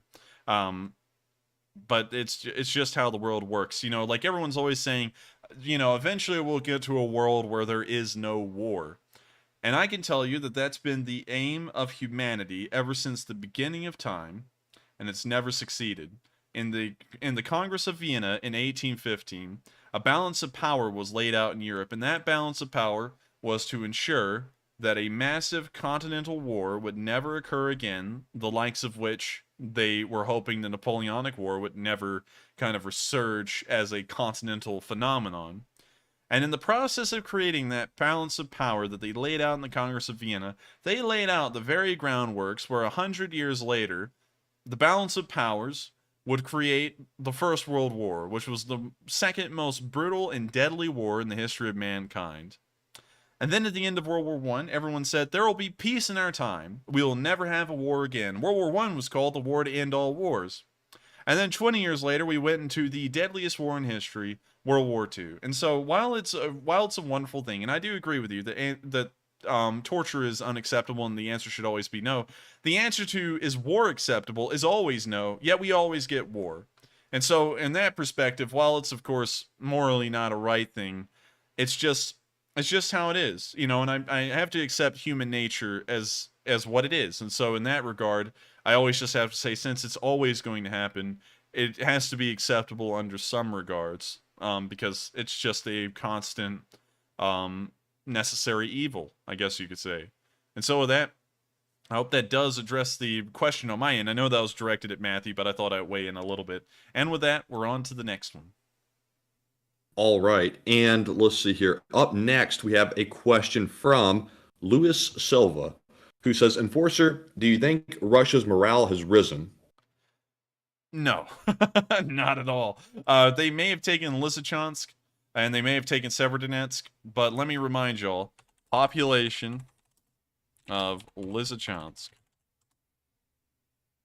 99,000. That was in 2017. So those numbers aren't even accurate. And you can see that was dropping, that's been dropping massively every year. In 2001, they started off with 114,000, and they've dropped off nearly 16,000 people to 2017. And so their population, going off of those same figures, may have dropped down to 90,000 by the time of this war, and then most of them were evacuated. And then Severodonetsk has a population of 110,000. And so combined, Severodonetsk and Lysychansk have the combined populations of a city like Montgomery, Alabama. Montgomery, Alabama. Which, if the United States was to lose, would be no loss to anyone. As you can see right here, it has a combined population of 199,000, which is just on par with Severodonetsk and Lysychansk, just to give you all an idea of how big those cities were. And that is in comparison to what the Russians originally went out to capture, which was Kharkiv, which if we type in the population of Kharkiv, y'all are about to see a massive difference. Excuse me. 1.4 million people. So Kharkiv is 140% larger. No, take that back. It's 140% larger than Severodonetsk alone. It's about... let me think. No, it's not 140% larger. Correction. It's like... dang, I can't really think of the percentage figure. It's... Without a percentage figure, it's incredibly larger than Severodonetsk and Lysychansk combined. For sure. It's probably around... Oh, let me think. I'm trying to think of a number. 200,000, 400,000, 600,000, 800,000, million, 1.2, 1.4. It's about 700% larger than Severodonetsk and Lysychansk combined. To actually do the math there. And they originally were going for Kharkiv. And if Kharkiv is 700% larger than the Severodonetsk-Lysychansk area, Kyiv was 1,400% larger than the Severodonetsk and Lysychansk victory. And the Russians failed at capturing both of those cities. And so while this victory is a victory, if you actually look at it, the victory's small. And so with that, I hope that does address the question. And with that, we're on to the next one. Oh yeah, I also forgot to wrap it up all with a bow. It is a victory, but it's not a big victory. And so I do believe that the morale really hasn't increased much. And so with that, we're on to the next one. All right. And just for anybody that might have asked, I saw somebody asking in the live chat, if you want to reach out privately or personally to me or the Enforcer, we are on Discord. The link is down in the description to join that. I am Enforcer Matt on Discord, and obviously the Enforcer is the Enforcer on Discord. You can always private message us if you have something to say to us personally, and I do respond or try to respond to all the messages that I get. I get quite a few, and I know the Enforcer does as well. But still, feel free to send them, and we will try to take a look at all of them if we can. And up next, we have a question from the live chat from Gabby B, who says, Enforcer, did you see the Russian TV politicians saying that they still blame NATO and let's see here. Russia actually said that NATO is pushing for World War III. And Gabby, I have to say that is the ultimate hypocrisy, says the country that invaded a sovereign nation. And also, not only invading a sovereign nation, but being the first out of everyone to threaten NATO with nuclear war. They're the ones that are trying to lead to World War III, not us. But of course, that's the usual Russian tactic. Putin could walk out into the street with a gun in hand and shoot someone dead, and then he would go up to a podium and stand there and say, you know, it's unfortunate that that guy died. If it wasn't for NATO, I wouldn't have had to have killed him, and so it's NATO's fault. Doesn't make any sense. It never will. And so all I can say about that is that they're a bunch of idiots. I mean, like, there's really not a lot to add to it because it's just such a stupid circular argument there that you can't really even debate it. All you can do is just say, well, that's just dumb, isn't it? So with that, we're going to move on to one final question for the night because we're running pretty overtime tonight. It's about to be 3 hours long. And so we're going to answer one final question, and then we're going to round out the stream for the night. And so with that, what is the final question of the night? All right, and the final question of the night is from Nicholas Arkels. He has a pretty pointed question here. He says, why is no one talking about the massive and hundreds of pieces of equipment left behind from the retreat of Luhansk?